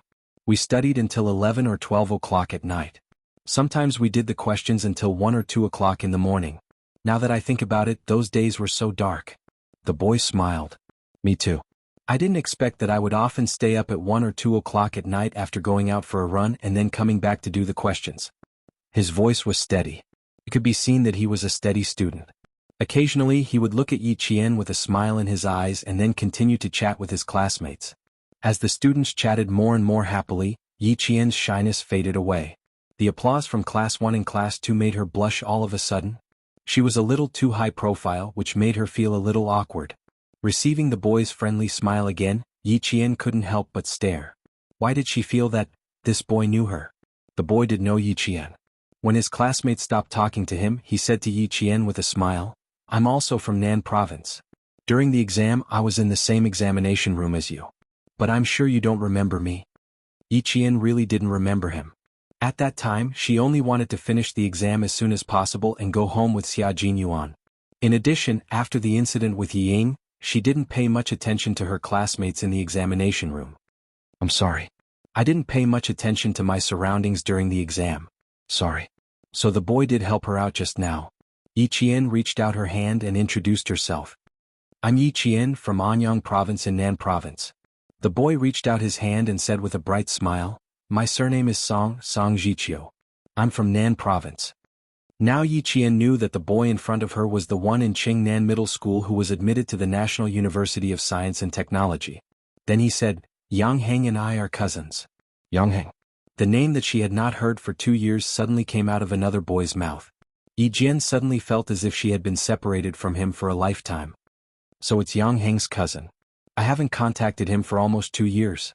Where is he studying now? Yi Qian furrowed her brows slightly. In the first half of the 3rd year of high school, she still wrote to Yang Heng and occasionally contacted him by phone. However, in the second half of high school, she did not receive any more letters from Yang Heng. Their contact was cut off just like that. Song Zhiqiu said with a smile. Eldest uncle was transferred to another post. And also moved there with him. Cousin suddenly said that he wanted to study abroad during the winter break of his freshman year. He's now in Australia. Because of Yang Heng, the two of them suddenly had a lot more topics to talk about. As for why Yang Heng had suddenly gone abroad to study, Yi Qian had originally wanted to ask. However, when he saw that Song Zhiqiu's eyebrows were slightly clouded at the mention of this matter, Yi Qian's heart sank involuntarily. It seemed that something must have happened to make Yang Heng go abroad in a hurry to study all of a sudden. Song Zhiqiu adjusted her mood quickly and changed the topic. "I know that you've been admitted to a military school, but I don't know which military school you've enrolled in. My second aunt is President Song of Venus. You even saved her life back then." Chapter 1398. Hearing this, Yi Qian immediately thought of Song Tinglan from Venus. Manager Song was a straightforward career woman. Seeing that Song Jiqiu nodded and knew who the second aunt she was talking about was, Song Jiqiu continued to say with a smile, "She also went to your village. I went there with her. Unfortunately you were not there. The villagers took us to your house in person." Song Jiqiu glanced at Song Jiqiu's neck and her eyes darkened. His cousin once said that Yi Jian was good at fighting and had connections with the people in the army. She did not come to school to participate in the military training in advance, but her neck was so badly sunburned. Where did she go during the summer vacation? Song Jiqiu could not help thinking about it. Yi Qian pretended that he had not seen anything. He answered with a smile, "I didn't go back to the village during the summer vacation. I stayed at the seaside for almost 2 months. Manager Song, you went to the village to find me. Did something happen? You must have something to do with me. Is it about Jianghu?" Yi Qian's expression became serious all of a sudden. Nothing. I just went there to congratulate you." Song Jiqiu, who came from a scholarly family and whose parents were both professors, saw Yi Qian's serious expression. He probably figured out the reason and explained with a smile, "You saved my aunt's life. Grandma always remembers it. When she read the newspaper, she knew that you were the top scorer in the national examination and told my second aunt to congratulate you." Song Jiqiu explained with a smile.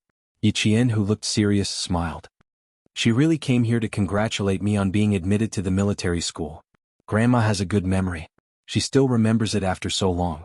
Yang Hung was good and so was his mother. Manager Song was also a good person." After talking with Song Jiqiu for a while, Song Jiqiu could see that he was also a good man. Therefore the two families were both decent and upright. Yi Qian's smile deepened. He had a better impression of Song Jiqiu. Their conversation was much more relaxed than before. Chen Yanjun and Wei Jiaming joined them soon. The atmosphere became more relaxed. After handing in the test form, the class monitor walked over. She did not immediately gather the entire class, but called Yi Qian out alone. "Your cross-country test tonight is cancelled. Follow the class to the auditorium to watch TV tonight." When the General Affairs Department director saw Yi Qian's results, he immediately nodded. However, there wasn't much surprise on his face, only an "as expected" expression. Then he said to him, "Her cross-country test doesn't need to be carried out.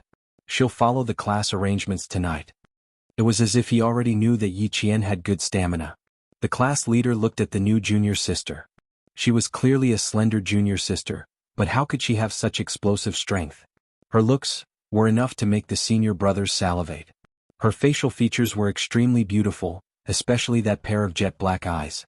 They were bright and resplendent like the stars in the summer night sky. If one took a longer look, one would feel that they were bottomless and suffused with a dark light that made one's heart tremble slightly. Not to mention her figure, her proportions and curves were absolutely perfect. Such a beautiful and delicate-looking junior sister was actually a ruthless character who could sweep through the entire school. The class leader silently sighed in his heart. The new generation excels the old, he had no choice but to accept it. The bugle horn was blown. All the freshmen of the year finally ended their 1 month of all-day military training. As the class monitor said "dismissed," the freshmen who did not dare to celebrate loudly clenched their fists and kept whispering, "Yes, yes." As a reserve unit for the future army, the management of the military academy was extremely strict. Even during break time, the freshmen were not allowed to shout loudly.